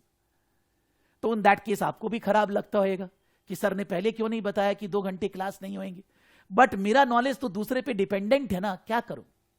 हम चाहते हैं कम से कम, लेकिन आप ऑलवेज आपका जो क्वेरी है वो मेल डालिए। मेल से सबके नजर में एक साथ आ गया तो आपका क्वेरी को रिजोल्यूशन जल्दी होएगा। लेकिन आप मैसेज वगैरह पर्सनली ले रहे हैं, किसी को सेपरेटली पर्सनली मैसेज डाल रहे हैं, मत करिए, वैसा कोई फायदा नहीं। बिकॉज आप इन दैट केस सिस्टम को ब्रेक कर रहे हैं। सिस्टम को ब्रेक करने का परिणाम आपके लिए, मेरे लिए, सबके लिए खराब होएगा। मैं इसको रीड नहीं कर रहा हूं बार बार यार कि सेफ गार्डिंग क्या चीज का होगा। पैसे में पैसे का सेफ गार्ड होगा, इन्वेंट्री में इन्वेंट्री का सेफ गार्ड होगा, इन्वेंट्री वेस्टेज नहीं होगा, इफिशियंसी आएगा, पैसा चोरी नहीं होएगा, कहीं जाएगा नहीं, एरर नहीं होएगी, गलतियां नहीं होंगी, और क्या सिंपल बात है।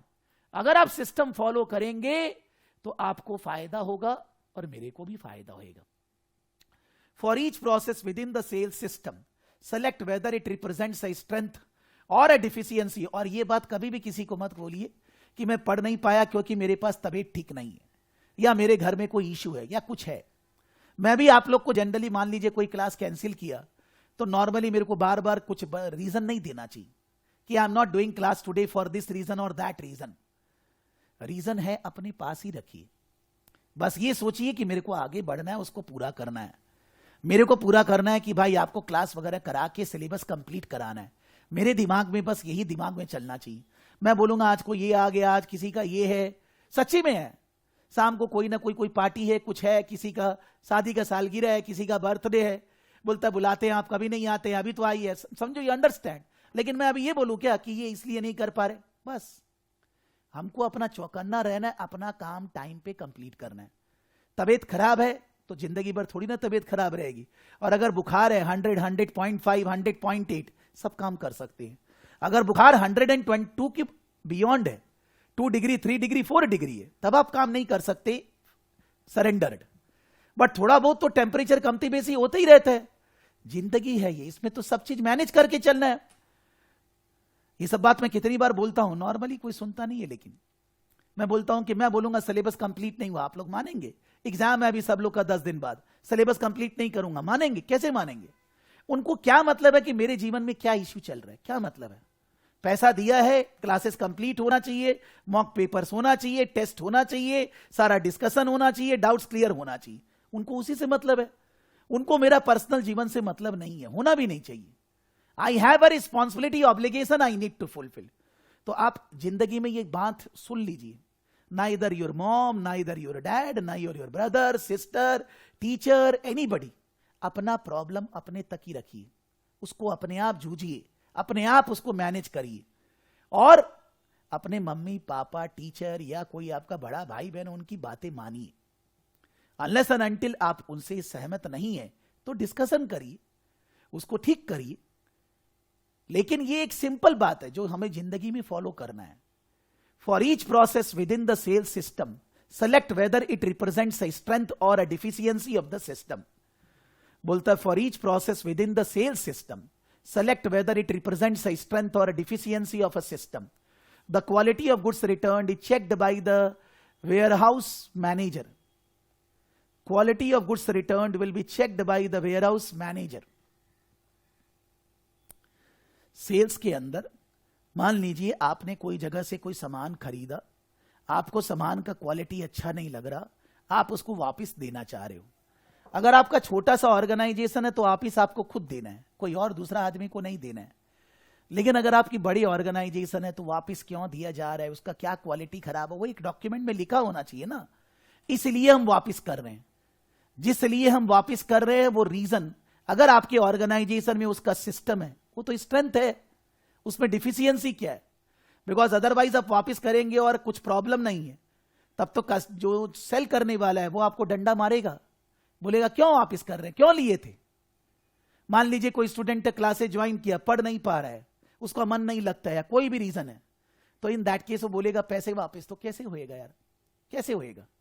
कभी कभी कोई बोलता है 100 जन में एक जन, सर मैं एसीसीए नहीं करूंगा, सर मैं सीमा नहीं करूंगा, सर मैं सीएमए नहीं करूंगा, क्या फीस वापस मिलेगी? क्यों मिलेगी सर? ये तो सर्विस डिलीवरी हो गया ना, अब उसमें क्या किया जा सकता है, वो तो ज्वाइन करने के पहले सोचना था। तो नॉर्मली वही चीज है कि अगर कोई कंपनी सामान वापस कर रही है खरीदा हुआ, quality of goods return the charge checked by the warehouse manager. यहां पर सेल्स के अंदर जिससे आपने सामान खरीदा, आपने उसको वापस कर दिया, तो वहां का जो वेयर हाउस मैनेजर है वो चेक कर रहा है वापस क्यों आया, क्या क्वालिटी गड़बड़ है, क्या चीज इश्यू है इसमें, जिससे वो अपने लोगों को बता पाए कि अब से आगे यहां ध्यान देना है। This is strength of the system. Delivery, इसके लिए कुछ पढ़ाई नहीं करना है, सिंपल बात है कि कहां स्ट्रेंथ कहां वीकनेस है। Delivery drivers must sign a copy of the delivery record of delivery of goods. मान लीजिए आपने कोई सामान अमेजन से मंगाया, ठीक है, अमेजन से मंगाया तो आपके घर पे आकर वो सामान डिलीवरी दे रहा है। डिलीवरी देने के बाद आपसे कुछ ना कुछ ओटीपी वगैरह कुछ मांगता है, या आपको बोलता है ये है, यहां पर साइन करके दीजिए कि आपको मिल गया। मान लीजिए आपसे ओटीपी नहीं मांग रहा है, आप साइन नहीं कर रहे, वो खुद ही वहां साइन कर दे रहा है, उस चीज का कोई इंपॉर्टेंस है? वो तो डिलीवरी करे बगैर ही पॉकेट में रख के बोलेगा डिलीवरी कर दिया। जो डिलीवरी करने वाला आदमी है वही साइन थोड़ी ना करेगा, वही अप्रूवल थोड़ी ना देगा। सामान जिसको मिला वो अप्रूवल देगा, उसका डिपार्टमेंट अप्रूवल देगा। मैंने कोई सामान खरीदा, मेरे ही स्टाफ अप्रूवल देंगे, जो सामान देने वाला है वही साइन करके थोड़ी ना दे देगा सामान पहुंचा दिए। So this is deficiency in the system. अगर कोई ऑर्गेनाइजेशन में ऐसा है, वहां का सिस्टम ठीक नहीं है। Sales invoices are matched with dispatch records. Sales invoices are matched with dispatch records. Sales invoices को डिस्पैच रिकॉर्ड से मैच करना मतलब, जब आप पार्टी को सेल इनवॉइस बनाकर दे रहे हैं तो आपने जो सामान उसको डिलीवरी दिया था, जो डिस्पैच नोट आपका, उससे चेक करके सेल्स इनवॉइस बना रहे हैं, वो तो स्ट्रेंथ है। आप गलत इनवॉइस नहीं बनाएंगे, पार्टी झगड़ा नहीं करेगा, अच्छा होएगा। So for that reason sales invoice are matched with the dispatch records is a strength. कोई चीज पढ़ना नहीं है, इट्स ऑब्वियसली आपके लेवल पे मैं थोड़ा सा बोल सकता हूं कि सिंस आप लोगों ने कहीं काम नहीं किया है, बच्चे हैं अभी, तो हो सकता है कोई चीज समझ में ना आए, तो आप पूछेंगे। ये थोड़ी ना इसको याद कर लेंगे बस, ये ऐसे थोड़ी ना होएगा। आपको अगर लॉजिक नहीं समझ में आ रहा, आप क्लास में डाउट रेस करेंगे। मेरे से भी बहुत गलती होता है क्लास में, आंसर गलत लगा दिया, क्या प्रॉब्लम है? कोई प्रॉब्लम नहीं है, चीज को समझना है। अभी ये for each process with the purchase system select strength और वीकनेस। परचेज का स्ट्रेंथ और वीकनेस बोल रहे हैं। ऑर्डर्स में only be placed with suppliers included on approved list. या तो आप कोटेशंस अलग अलग लोगों से मंगाओगे, या आप उन्हीं को ऑर्डर दोगे जो आपके अप्रूव्ड लिस्ट के अंदर है। स्ट्रेंथ है ये। हर ऑर्गेनाइजेशन में अप्रूव्ड लिस्ट ऑफ सप्लायर्स होता है। जैसे हमारे यहां मटेरियल किससे खरीदना है? कापलान से, बीपीपी से हम नहीं खरीदते। क्यों नहीं खरीदते? हजारों कारण है, I am not going into that. The approved supplier is Kaplan. Purchase order forms are kept in the stationery cupboard. Purchase order कहीं भी ऐसे ही बिखरा देंगे। हमने ऑर्डर प्लेस किया है पार्टी को, तो बाद में काम आएगा, कितना का ऑर्डर दिया था कितना, तो हम ऐसे ही किसी भी कपबोर्ड में कहीं पर फेंक दिए। That is deficiency. This would have a file. File मतलब पहले फिजिकल फाइल होता था, अभी ऑनलाइन फाइल होएगा, सिस्टम में होना पड़ेगा परचेज ऑर्डर। ऐसे कहीं भी छितरा के थोड़ी ना रखेंगे, फिर बाद में चेक कैसे करेंगे क्या ऑर्डर दिया था क्या नहीं दिया था। Automated systems have the following. जिस कंपनी, सभी जगह आजकल ऑटोमेटेड है। ऑटोमेटेड सिस्टम का फायदा क्या है? Uniform processing. सिंस मशीन काम करती है तो वो काम बार बार यूनिफॉर्मली सेम तरीके से होता है। लैक, आपको अलग अलग आदमी अलग अलग काम के लिए नहीं रखना पड़ता, मशीन सारा काम एक साथ कर देती है। Potential for data to be corrupted easily. अगर आदमी काम करेगा डेटा करप्ट होगा, मशीन करेगी डेटा करप्ट नहीं हो सकता अनलेस एंड अनटिल सिस्टम में कोई फेलियर आ जाए। Potential for increased management supervision. Management को इंफॉर्मेशन सिस्टम से अपने आप मिलती रहेगा। Every transaction will be performed exactly the same way. One person, ये क्यों है यूनिफॉर्म प्रोसेसिंग क्यों है? सब ट्रांजेक्शन का प्रोसेसिंग सेम वे में होता है। Lack of segregation of function क्यों? वन पर्सन ऑटोमेटेड सिस्टम में सारे काम कर सकता है। Potential for data to be corrupted क्यों है? An expert operator could accidentally corrupt data, but system कभी भी डेटा करप्ट नहीं करेगा। Potential for increased management. Management can monitor the activities and then they can take action on anything going problem. ऐसे ही comparison of manual and automated system. Advantage of manual, low cost, capital expenditure, machine, laptop, software नहीं लाना है. No computer experience required, easy to correct errors. Ledgers are portable, इधर से उठा के ledger उधर ले जाइए. Can review transactions for logical sense. Disadvantage, slower in doing the job, more likely to make calculations mistakes. आदमी इंसान है, कभी दिमाग ठीक नहीं है, कैलकुलेशन मिस्टेक कर रहा है. Analysis of information is more time consuming. Let easy to audit. Manual system का ऑडिट करना मुश्किल है. Automated system quicker, can perform more complex task, fewer errors, more security, easier to sort. But disadvantage पैसा, training, less easy to correct errors.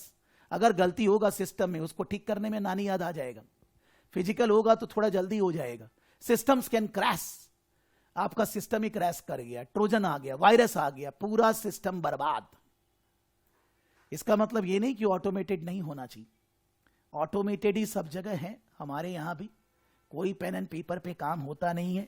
हमारे यहां staff इसीलिए कमती है कि सारा ऑटोमेटेड सिस्टम लगाया गया है. मैंने कोई ईआरपी सिस्टम वगैरह नहीं खरीदा है.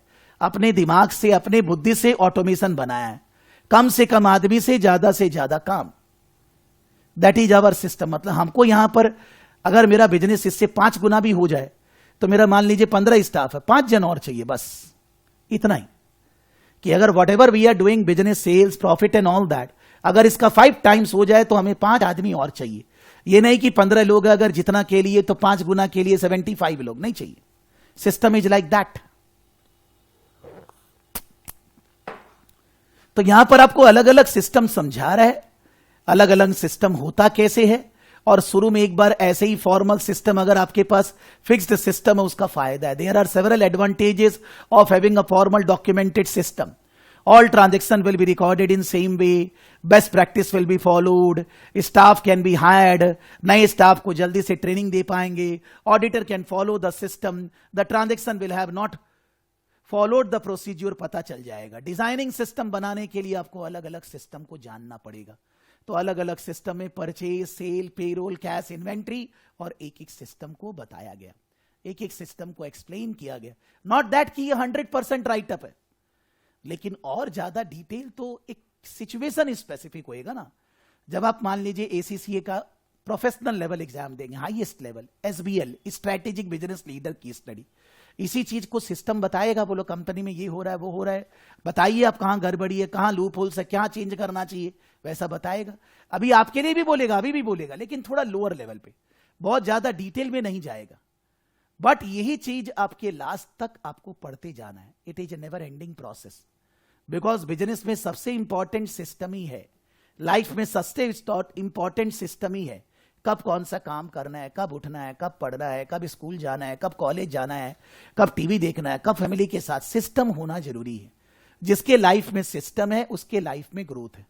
जिसके लाइफ में सिस्टम नहीं है उसके ग्रोथ कभी नहीं हो सकता. और सिस्टम को कभी नहीं तोड़ना चाहिए. मैं अगर आप लोग को जिस समय क्लास बोला नहीं ले रहा हूं, दूसरे टाइम पे अगर मैं शिफ्ट कर रहा हूं और प्रॉब्लम होती है. आपको नहीं, मेरे को उससे ज्यादा. कि मैंने बोला मंडे वेडनेसडे क्लास होएगा और वेडनेसडे के बदले मैं फ्राइडे कर रहा हूं, मेरे को इसमें ज्यादा प्रॉब्लम हो रहा है आपसे ज्यादा. बट कुछ तो अनअवॉइडेबल रीजन होगा, बोलकर क्या फायदा है, क्या इश्यू है, क्या फायदा है. मेरे को मेन मतलब सबसे पहले यह है कि आपका मार्च के अंदर सिलेबस खत्म करना है, जो हम लोग बात करके रखें, जैसे कि आप मार्च एंड या अप्रैल बिगिनिंग में एग्जाम दे पाए. ये खाली दिमाग में एक ही बात चल रही है.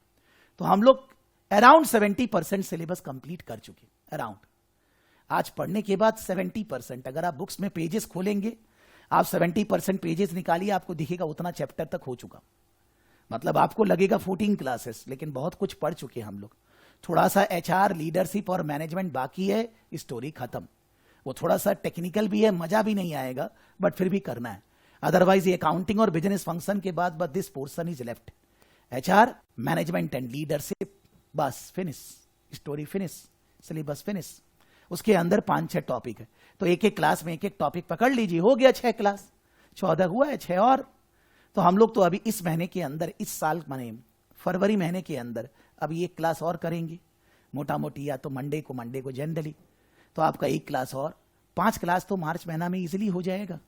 यानी कि अपने मार्च 20-25 तारीख को ही सब खत्म कर चुके होंगे अराउंड अप्रोक्सीमेटली. 8-10 दिन 15 दिन छुट्टी रहेगा. इस बार छुट्टी थोड़ा ज्यादा रहेगा. अप्रैल 20-25 तारीख से मैं चालू करूंगा. लेकिन फिर भी आप ऐसा पढ़िए कि आप जैसे ही क्लास खत्म 10 दिन के अंदर एग्जाम दे लेंगे.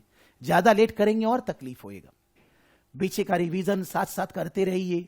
जो पहले टॉपिक पढ़े थे उनका रिवीजन करते रहिए, जिससे कि जो भी पूछना है साथ साथ पूछते रहे. और एग्जाम ऐसा नहीं है कि आपने मान लीजिए 4-5 क्लास बाद बात ज्वाइन किया तो कोई प्रॉब्लम है, कोई प्रॉब्लम नहीं। जो पहले से है उनको भी आप जैसा ही प्रॉब्लम है, उसको साथ में लाइए, अपना इनिशिएटिव बनाइए कि मेरे को कंप्लीट करना है, ये सोचिए। ये वाला को मैं इसके साथ क्यों करा रहा हूं, नहीं तो नॉर्मली मैंने डिसाइड किया एक क्लास में एक टॉपिक, इसको साथ में कराने का पर्पज है ये वही है, ये कुछ अलग है ही नहीं। यहां खाली ये बोल रहा है कि बिजनेस में जितने भी फंक्शंस है, मार्केटिंग, प्रोडक्शन, परचेज, सेल, सारा का सारा अकाउंट से रिलेटेड है। परचेज को अकाउंट से मतलब है, सेल्स को अकाउंट से मतलब है, प्रोडक्शन को अकाउंट से मतलब है, सबका अकाउंटिंग फंक्शन से रिलेशन है, ताल्लुक है। अकाउंट से सबका रिलेशनशिप है, सबका ताल्लुक है। तो मार्केटिंग, प्रोडक्शन, परचेज, बिजनेस, सबका सब अकाउंटिंग से रिलेटेड है। तो अकाउंट्स को परचेज से, अकाउंट्स को सेल्स से, अकाउंट्स को मार्केटिंग से को रिलेट किया गया। अगर अकाउंट्स, मेरे यहां पर जो अकाउंटेंट आता है वो आपसे जो ट्यूशन फीस मिली उसका भी रिकॉर्डिंग करता है, जो हम लोग खरीदे हैं उसका भी रिकॉर्डिंग करता है, गवर्नमेंट को टैक्सेस देते उसका भी रिकॉर्डिंग करता है, एम्प्लॉय लोग को सैलरी वेजेस देते उसका भी रिकॉर्डिंग करता है, सब तो अकाउंटेंट ही करता है। मेरे यहां छोड़ दीजिए, बड़ा से बड़ा ऑर्गेनाइजेशन में all functions are interrelated with accounting. Accounting is the backbone of business. अगर आपका अकाउंटिंग सिस्टम ठीक है तो आपके सारे सिस्टम ठीक है, आपका बिजनेस ग्रो करेगा, आप अपने आप को ग्रो करवा पाएंगे, कॉम्पिटिटिव बन पाएंगे, आप नया नया क्वालिटी, नया नया इनोवेशंस ला पाएंगे। इसीलिए अकाउंटिंग फंक्शन का डिफरेंट बिजनेस फंक्शन से क्या रिलेशनशिप है। सो पहले purchasing, the purchasing and buying function is responsible for placing and following of orders, it coordinates with the accounts department. How? आप बोलेंगे स्टैब्लिशिंग क्रेडिट टर्म्स। अगर आपको कोई सप्लायर से खरीदना है सामान और आप उसको पैसा 1 महीना बाद देंगे, 1.5 महीना बाद देंगे, 10 दिन बाद देंगे, उसका जो क्रेडिट टर्म्स फिक्स होगा वो अकाउंट डिपार्टमेंट फिक्स करेगा। आप अकाउंट्स डिपार्टमेंट को बोलेंगे कि हमें इससे परचेस करना है, अकाउंट्स डिपार्टमेंट से उससे डॉक्यूमेंटेशन करवाएगा, एग्रीमेंट करेगा कि भाई हम लोग आपको पैसा 1 महीने बाद देंगे, 2 महीने बाद देंगे। The accounts department will work with the purchasing department to liaise with the supplier to obtain a credit account and to negotiate acceptable terms, because supplier बोलेगा हमको ये दीजिए, मेमोरेंडम दीजिए, आर्टिकल्स दीजिए, हमें अपना बैंक के स्टेटमेंट दीजिए, तब हम आपको क्रेडिट देंगे, ये सब बोलेगा, तो आपको वो सब देना होगा। तो वो थोड़ी ना परचेज डिपार्टमेंट, वो तो अकाउंट्स ही दे पाएगा। प्राइसेस, अकाउंट्स डिपार्टमेंट हेल्प करेगा कि क्या दाम में खरीदना है, इसका कॉस्टिंग क्या आना चाहिए, हमारे फिनिश गुड्स का प्राइसिंग क्या है, प्रॉफिट मार्जिन क्या है। अकाउंट्स डिपार्टमेंट आपको हेल्प करेगा कि मैक्सिमम प्राइस आप सप्लायर को कितना दे सकते हैं। पेमेंट, अकाउंट्स डिपार्टमेंट सप्लायर को पे करेगा। अकाउंट्स डिपार्टमेंट डेटा कैप्चर करेगा, क्या चीज का, ऑर्डर कब मिला था, पेमेंट कब किए, कितना मिला। अकाउंट्स डिपार्टमेंट इन्वेंट्री में हेल्प करेगा। इन्वेंट्री डिपार्टमेंट अलग है, परचेज अलग है, प्रोडक्शन अलग है। अकाउंट्स डिपार्टमेंट में सबका रिकॉर्ड है, कब बना, कब आया, कितना इन्वेंट्री में है, कितना यूज हो गया। तो अकाउंटिंग डिपार्टमेंट इन्वेंट्री मेंटेन करेगा, उसका वैल्यूएशन करेगा, जिससे कि हम लोग पीएल अकाउंट बैलेंस शीट बना पाए। Budgeting, accounts department will consult with the purchasing department for budgeting. Budget मतलब, अब नॉर्मली हम लोग मैनेजमेंट अकाउंटिंग दृष्टि ने पढ़ा है और लोग तो पढ़े नहीं है। आपको बजट बनाना है, सेल कितना होगा, प्रोडक्शन कितना होगा, परचेज कितना होएगा, वो सब अकाउंट्स डिपार्टमेंट बनाकर देगा, बजटिंग परचेज वाले से डिटेल लेकर। यानी कि अकाउंट्स नहीं तो आपका परचेज फंक्शन स्टॉप। प्रोडक्शन में अकाउंट्स का क्या काम है, प्रोडक्शन कितना क्वांटिटी होगा, कब होगा, कितना का ऑर्डर है, ये सब अकाउंट्स डिपार्टमेंट ही प्रोडक्शन को बताएगा। प्रोडक्शन का खर्चा कितना आना चाहिए, कितना कॉस्ट में प्रोडक्शन होना चाहिए, कॉस्ट कंट्रोल कैसे होएगा, कहां पर कॉस्ट खराब हो रहा है, ये सब अकाउंट्स ही बताएगा। प्रोडक्शन बजट मतलब क्वांटिटी कितना स्टॉक में है, कितना बनाना है, ये अकाउंट से बताएगा। क्वालिटी प्रोडक्ट का ये लाने के लिए कॉस्ट क्या लगेगा, इन्वेंट्री मैनेजमेंट, सब अकाउंट्स बताएगा। बगैर अकाउंट्स प्रोडक्शन भी संभव नहीं है। मार्केटिंग, आप बिलबोर्ड में मार्केटिंग करेंगे, सोशल मीडिया में करेंगे, गूगल एडवर्ड्स करेंगे, पैम्पलेट बांटेंगे, लोगों से पूछताछ करेंगे, क्या करेंगे, कौन सी एक्टिविटी का क्या खर्चा होगा, कौन सी एक्टिविटी से क्या फायदा होगा, कितना सेल होगा, ये सब कौन बताएगा, अकाउंट्स। सब अकाउंट्स हेल्प करेगा। बजट बनाना, एडवर्टाइजमेंट कैसे करना, प्राइसिंग करना कि ये एडवर्टाइजमेंट का खर्चा क्या होना चाहिए, उससे मार्केट शेयर बढ़ेगा कि नहीं बढ़ेगा, बढ़ा कितना, सब अकाउंट्स बताएगा। अगर अकाउंट्स नहीं होगा कोई फंक्शंस परफॉर्म नहीं हो सकेगा। Which of the following is an example of coordination between purchasing and accounts department? Calculating pay rise. Calculating pay rise accounts का किससे ताल्लुक है? Can I say payroll department? Payroll department में payroll बढ़ाना है, तो अकाउंट्स डिपार्टमेंट से पूछा गया कि भाई अभी कितना पेरोल जाता है, क्या हम लोग बढ़ा सकते हैं? नहीं, मार्केट में इन्फ्लेशन क्या चल रहा है, ये सब अकाउंट्स डिपार्टमेंट पेरोल के साथ कोऑर्डिनेट करेगा. Determining sales price sales department के साथ. एलोकेटिंग कॉस्ट प्रोडक्शन डिपार्टमेंट के साथ. तो ये क्या बचा? बोला किससे related? Coordination between purchasing and accounting. Communicating maximum prices to be paid. आप अगर अलग अलग सप्लायर से सामान खरीदेंगे तो कौन से सप्लायर को कितना पेमेंट करेंगे, ये कौन बताएगा? Accounts department. अकाउंट्स डिपार्टमेंट का परचेज से रिलेशनशिप. जो भी क्वेश्चन ये दोनों टॉपिक में है, सब क्वेश्चन एकदम ओपन एंडेड है, कोई आपका टेक्निकल ज्ञान से मतलब नहीं है. Calculating pay rise, personal, determining sale price, marketing और sales, allocating cost relate to production. So purchase से रिलेटेड है मैक्सिमम सप्लायर को कितना पैसा देना है.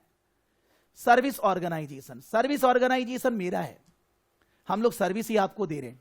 आप मान लीजिए कहीं पर एक जगह से दूसरा जगह जा रहे हैं 10 किलोमीटर, आपने उबर बुक किया, तो उबर वाला आपका ऐप में आया, आपने टैक्सी में बैठे, कैब में बैठे, आपको वो 10 किलोमीटर आगे ले जाके छोड़ दिया. सर्विस. सर्विस ऑर्गेनाइजेशन जब आपको सर्विस देता है, आप सर्विस उसी समय कंज्यूम करते हैं. मैं जब आपको पढ़ा रहा हूं तभी आप क्लासेस कर रहे हैं. हमारे केस में और है कि आपको रिकॉर्डिंग भी मिल जाएगा, बट नॉर्मली सर्विस उसी टाइम पे होता है जिस टाइम पे वो परफॉर्म होता है. सर्विस का क्वालिटी हर समय अलग होता है. लास्ट बैच का क्वालिटी इस बैच का क्वालिटी से अलग है. अच्छा है कि खराब है वो नहीं बोल रहा. लास्ट बैच में जो पढ़ाया गया नेक्स्ट बैच में अलग. एग्जाम्पल मेरे को थोड़ी ना कॉमा फुल स्टॉप याद है. कापलान ने मटेरियल चेंज किया, उसको गो थ्रू किया, देखा, कुछ नए एग्जाम्पल, दुनिया में चेंजेस आ गया तो अलग आया. बेटर है कि खराब है नहीं बोल सकते. आप घर पे खाना बनाओगे, इवन दो मान लीजिए आप कहीं से फूड लाओगे, हो सकता है आप बोलोगे सर फूड का क्वालिटी सेम, थोड़ा बहुत इधर उधर होता है. फूड वैसे फिर भी फूड प्रोडक्ट हो गया, लेकिन सर्विस का क्वालिटी अलग अलग टाइम पे अलग अलग होता है. सर्विस इंटेंजिबल है. कंप्यूटर है, लैपटॉप है, छू सकते हैं, देख सकते हैं, पता लगा सकते हैं अच्छा है कि खराब है. बट सर्विस को अच्छा खराब तो ऐसे ही फील लेना होगा. That is intangible. Service is intangible. Service are activities undertaken by organization on behalf of customers, therefore cannot be packaged. Inseparable. Service जिस समय देंगे उसी समय सर्विस लेना होगा. आप कैब में जाएंगे, कैब उसी समय आपको सर्विस देगा, उसी समय लेंगे. पेरिसेबल. सर्विस को स्टोर नहीं कर सकते.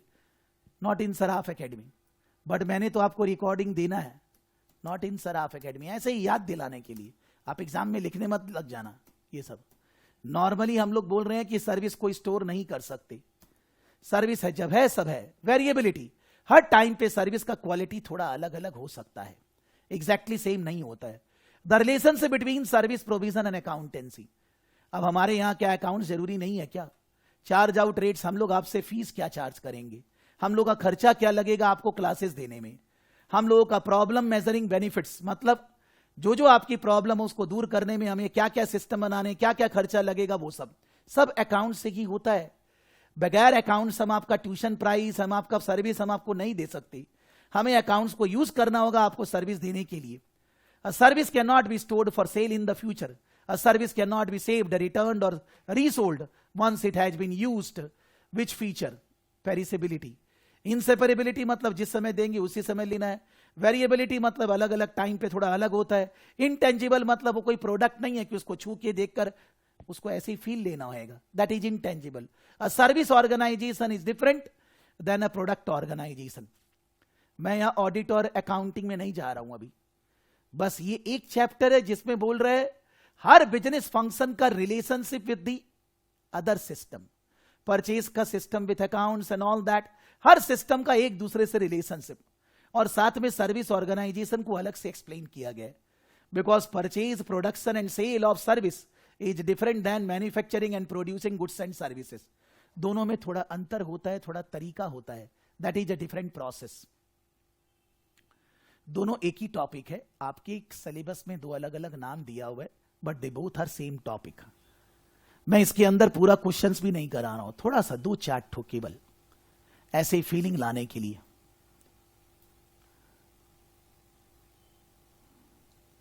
पीएम है ये तो, sorry, BT.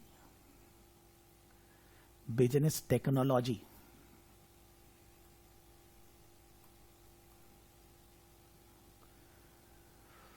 Financial systems and procedures, the relationship accounting and other system, accounting and finance, ये दोनों की बात कर रहे हैं हम लोग। मतलब पेज नंबर 3740, 37 भी 41 के पहले तक ऑडिटिंग एंड फाइनेंस बाकी है। ये करेंगे, यहां खत्म होएगा। फिर leadership, management, recruitment, employees, motivation, ये सभी है। ये एक एरिया है। फ्रॉड प्रिवेंशन अलग है, बट अदरवाइज ये एक ही एरिया है। मतलब ये एरिया बाकी है, उसके अलावा हम लोग सब कुछ पढ़ चुके। अब सबका एक एक क्लास भी अगर मैक्सिमम पकड़ें, कुछ कुछ बहुत छोटा है, जैसे आज हमने 2 कर लिया, मोटा मोटी 6-7 क्लास में सब खत्म हो जाएगा सब। तो 6-7 क्लास मतलब अगर आप 28 मार्च तक पकड़ते हैं, उसमें 8 क्लास आता है, अभी से गिनेंगे तो। ठीक है, no problem. Now financial systems and procedures and the relationship accounting and business functions, 37 page 37 मतलब से 67, 37 मतलब 67 है क्या? ये तो 56 आ गया, मतलब 57, 37 नहीं भाई, 46 चल रहा है ये, 37,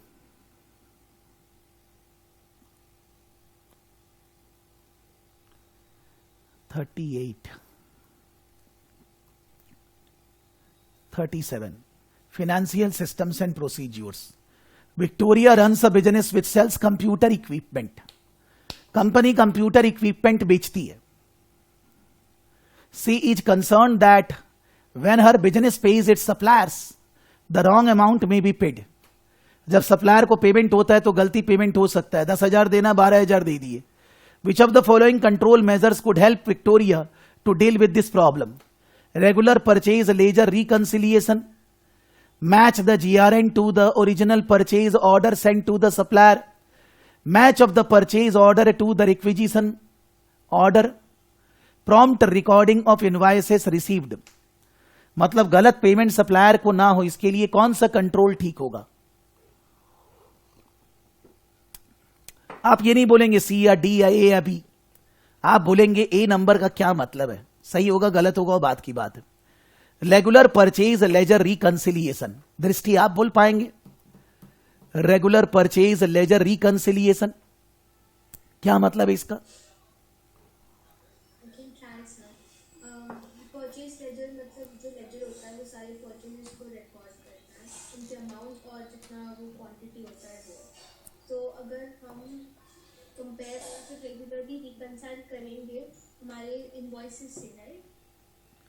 हाँ बोलिए. हाँ, अगर रेगुलरली इनवॉइस से कंपेयर या रिकंसाइल करेंगे तो अमाउंट में डिफरेंस का पॉसिबिलिटी कम है. फिर एक सेकंड भी नहीं मैचिंग एक बार नहीं जाते हम लोग. सिंस मैंने आपको इसलिए बोला क्योंकि हम लोग फाइनेंशियल अकाउंटिंग पहले पढ़े थे. तो जब हम लोग फाइनेंशियल अकाउंटिंग पढ़े, वो फाइनेंशियल अकाउंटिंग के अंदर हम लोग एक टॉपिक पढ़े थे, books of original entries, purchase day book, sales day book, bill receivable, bills payable, cash book, cash receipts, cash payments, ऐसे करके हम बुक्स ऑफ ओरिजिनल एंट्री पढ़े. वहीं पर हम लोग एक और टॉपिक पढ़े, सब्सिडियरी लेजर और जनरल लेजर. हर एक आदमी, मान लीजिए कंपनी 100 लोगों से सामान खरीद रही है, जिनसे खरीद रही है mister X, mister Y, mister Z, mister A, mister B, उन सबका अलग अलग इंडिविजुअल लेजर्स है, और उन सबका मिला के एक और लेजर होता है जिसको बोलते हैं जनरल लेजर. तो अगर हम लोग कोई सप्लायर को पेमेंट कर रहे हैं, सप्लायर को हम लोग गलत पेमेंट कर सकते हैं, हो सकता है. कंपनी को ये चीज को दूर करना है कि जितना परचेज किए, जितना पेमेंट करना उतना ही हम पेमेंट करें. तो बोलता है कि अगर हम लोग परचेज लेजर को रिकंसाइल करें, रिकंसाइल मतलब मान लीजिए पार्टी से हमने कितना का सामान खरीदा, कितना पे किया, कितना कोई जन से ट्रांजैक्शन तो चलते रहता है ना, इतना खरीदे, इतना पे किए, इतना खरीदे, इतना पे किए. तो अगर रेगुलरली हम लोग रिकंसिलिएशन करें तो मेरे को लगता है कि कभी भी ज्यादा पेमेंट नहीं होएगा. लेकिन अगर रिकंसिलिएशन करेंगे तो ज्यादा पेमेंट तो हमें बाद में पता चलेगा ना. मान लीजिए रिकंसिलिएशन किया, हमें दिखा 10,000 के बदले हमने 11,000 पे कर दिया, लेकिन पेमेंट 11,000 हो ही नहीं. उसके लिए ए नंबर सिस्टम लॉजिकल है कि नहीं मालूम नहीं, मेरे को नहीं मालूम है. मेरे को लगता है कि ये अच्छा आंसर हो सकता है, बट फिर भी मेरे को भी श्योर नहीं है कि ये आंसर ए है क्या, बिकॉज मेरे को ऐसा लग रहा है कि ये बाद में पता चलेगा, जबकि मेरे को गलत पेमेंट करना ही नहीं है। Match the goods received note to the original purchase order send to the supplier. जब सप्लायर से आपके पास सामान आता है तो वो एक डॉक्यूमेंट भेजता है जिसको आप रिसीट करते हो, या आप अपने यहां बनाते हो कि मेरे को सप्लायर से इतना सामान मिला, तो उसको हम लोग बोलते हैं goods received note to the original purchase order send to the supplier.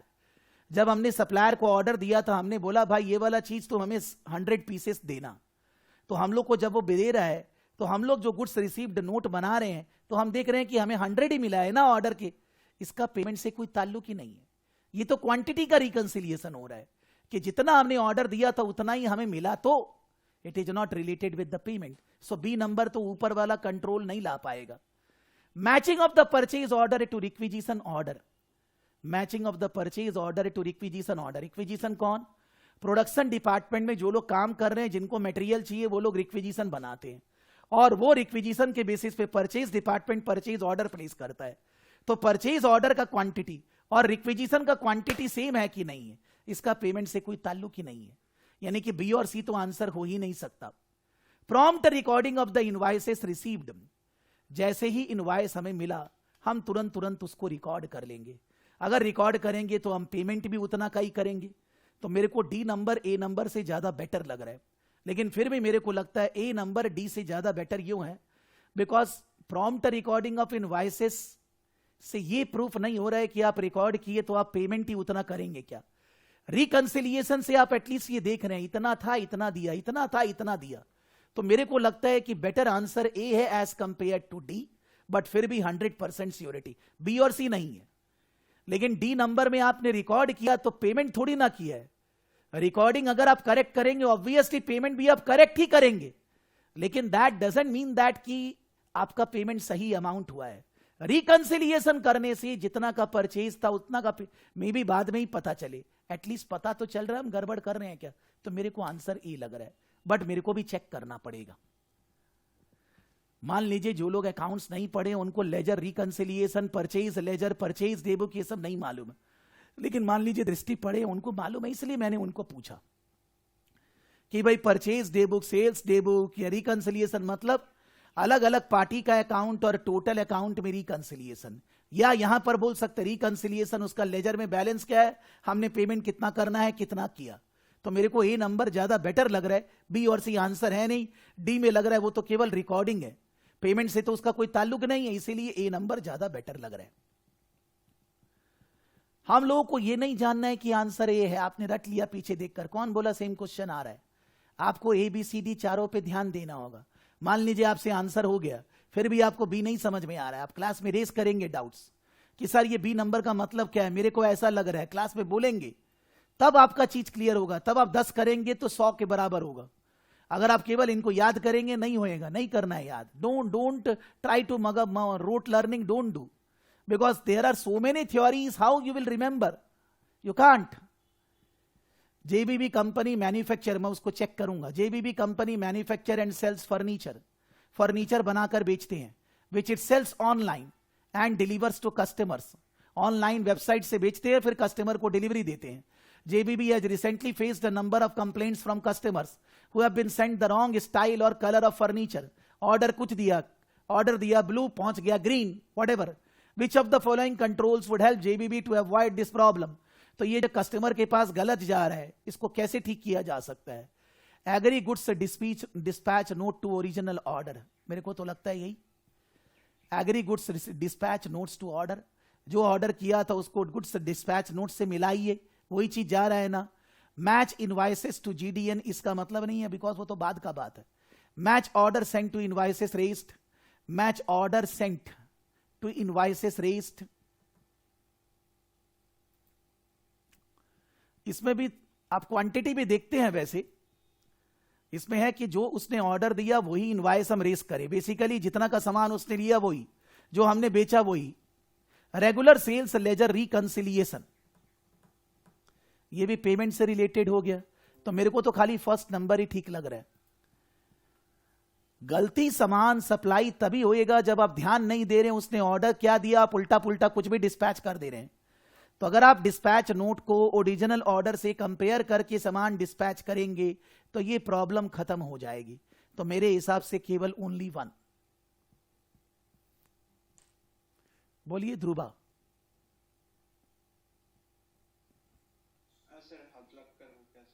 कोई बात नहीं है, हमको लगा कुछ पूछना है। हाँ देखते हैं, हमको भी श्योरिटी नहीं है, लेकिन मेरे को लग रहा है ये सब का बात जो गलत कस्टमर के पास सामान जा रहा है उस प्रॉब्लम से। ये तो रिसीट है, रिसीट गलत हुआ, गलत बिल बना दिए, ये मैच इनवॉइस टू जीडीएन, ये भी गलत बिल बना दिए, ये बिलिंग का प्रॉब्लम है। यहां पर तो कस्टमर कुछ ऑर्डर दे रहा है, हम लोग सप्लाई कुछ गलत कर रहे हैं। Noah is considering introducing a number of control system into each business. However, he is uncertain about what this would accomplish. Which of the following is not a purpose of organizational control system? Noah is considering introducing a number of control system into each business. However, he is uncertain about what this would accomplish. बोलता है इतना control लगाने से क्या achieve होएगा?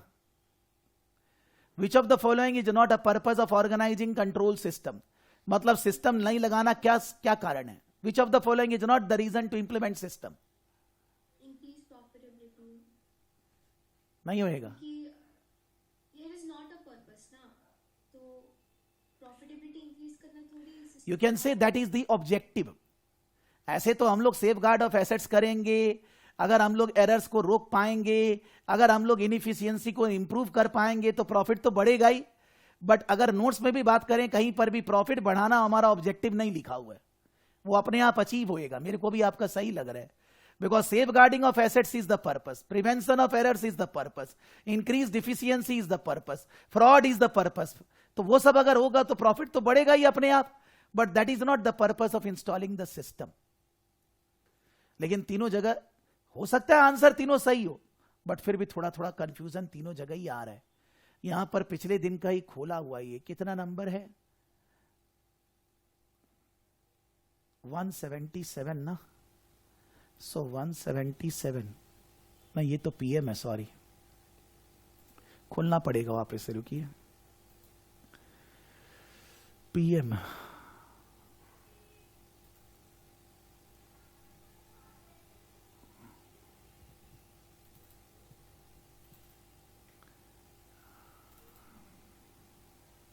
177 ना, तो खुला हुआ ही नहीं, ये तो क्वेश्चन है, सॉरी। 177 ए, हम लोग बोले थे ए, सॉरी 177 ए हमने बोला। क्या लिख रहा है ये लोग? ये नहीं कि आंसर ए आपका हो गया, पढ़िए। Reconciliation of the purchase ledger would identify any discrepancies between the amounts that each business believes it owes supplier and the amount its suppliers believes it owes them. This would identify any incorrect amount that would have been made, matching the payment amount to the original invoice and ensuring that the payment is correctly. ये लोग थोड़ा extra लिखे हैं। मैं सोच रहा था कि वो रिकंसिलिएशन करने से कितना पैसा देना है, कितना दिए, ये बोल रहे हैं वो रिकंसिलिएशन करने से सप्लायर बोलेगा मेरे को 10,000 मिलना है, आपके अकाउंट में 10,000 देना दिखा रहा है, तो आप सही पेमेंट करेंगे, वैसा बोल रहा है ये लोग। मैं उतना सोचने नहीं गया था, बट सही बात है। फिर उसके बाद 178A, 178 भी ए बोल रहा है, by matching the GDN to original order, गलत ऑर्डर का प्रोसेसिंग नहीं होएगा। 179C, वो क्या है? 179 इंक्रीज प्रॉफिटेबिलिटी नहीं है। The fourth purpose is prevention of fraud, हम लोग बोले चौथा पर्पस कंट्रोल सिस्टम में indirectly improve profit, but that is not the primary purpose. Profit बढ़ेगा लेकिन हमारा प्राइमरी पर्पस जारी है, क्या? Segregation, safeguarding of assets, prevention of error, increase of efficiency and prevention of fraud. Technically speaking these are the 4 purpose. एक बार इधर नीचे वाला में आते हैं, ऐसे ही मैंने 2-3 तो किया है। Relationship of accounting with other business functions. E-company has a large marketing department. In which of the following ways would this department coordinate with the accounting department? Marketing department accounts department से coordinate कैसे करेगा? Decision on the quantity of raw material required. No, वो तो होएगा purchasing और इससे। Establishing credit terms for customers. हो सकता है सेल्स अगर अलग से नहीं है यही। Calculating pay rises for staff. Payroll. Decision on selling price, ये आंसर तो यही होना पड़ेगा। credit terms of the customers, coordinating with the accounts department, marketing department, कि भाई सेलिंग प्राइस करेगा ना, इस्टेब्लिशिंग क्रेडिट टर्म्स की decision about selling price. Marketing department selling price पे ज्यादा ध्यान देगा. क्रेडिट टर्म्स का मेरे ख्याल से 187D, not B. What do you all think? 187D. The accounts department can help ensure profitable selling price. तो ये कौन सा डिपार्टमेंट करेगा? Credit terms, sales department. This is sales department, this is payroll, this is purchase, and this becomes marketing. एक और, which of the following is not a way in which an organization production department would coordinate with accounts department? Not a way. जो है वो नहीं, जो नहीं है. Organization production department with accounts department. Calculating charge out rates for services provided by the organization. Calculating charge out rates for services provided by the organization. ये तो sales हो गया, ये तो प्रोडक्शन नहीं होएगा. आंसर यही हो गया. Calculating the budget for the number of units, estimating the cost of raw material required for production, decision on the quality of raw material that the organization can afford to use. Yes, all three will be the communication. This is the communication with the sale. Option A would most likely be marketing or service provider crossover with the accounting department. It is the service provider और cross over मतलब charging out rates मतलब किसको service देंगे उसके relation में, sales के relation में. But ये सब प्रोडक्शन डिपार्टमेंट के रिलेशन में. नॉर्मली यहां ज्यादा क्वेश्चन नहीं है इस वाला में, बिकॉज ये तो उसी का एक्सटेंशन है ना, जस्ट 2 क्वेश्चंस मोर. ज्यादा क्वेश्चन यहीं पर है जो पहला वाला सिस्टम से, इसी में ज्यादा क्वेश्चन उन्होंने दिया है. ज्यादा वैसे कहीं भी नहीं है, बट फिर भी जो भी क्वेश्चन उन्होंने दिए यहां ज्यादा दिया. यहां पर तो 4 ही क्वेश्चन दिया है. आप करेंगे, समझेंगे इसको. Not a difficult topic to manage. If you can just be practical enough you can manage this. और वैसे भी एग्जाम में बीटी का पेपर स्टूडेंट लोग 1 घंटा 20 मिनट में कर लेता है. 2 घंटा का पेपर 60, 70, 80 मिनट्स मैक्सिमम खत्म. प्रॉब्लम होता है कंप्लीट करने में एमए सबसे ज्यादा और एफए थोड़ा. सबसे ज्यादा MA. Management accounting is most difficult subject, then financial accounting, then BT business technology. Business technology में स्टूडेंट लोग को जनरली प्रॉब्लम नहीं आती है. ओके, सो नेक्स्ट दिन आगे बढ़ेंगे.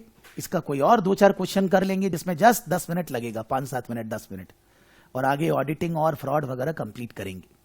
ऑडिटिंग फ्रॉड दोनों कंप्लीट करेंगे नेक्स्ट दिन, दोनों एक ही बात. Okay, so living for today. और कराया जा सकता है बट मजा नहीं आएगा, बोरिंग लगेगा. नोट्स मैंने बना दिया है बट नहीं करा रहा हूं मैं. उसको धीरे धीरे ऐसे ऐसे करेंगे जिससे कि अगर आपके पास टाइम है पुराना रिवाइज करिए, उसको कंठस्थ करिए, जिससे कि आप एग्जाम तुरंत दे पाए जैसे ही सिलेबस खत्म हो जाए. Okay, tata bye bye, take care. Thank you दादा, थैंक यू.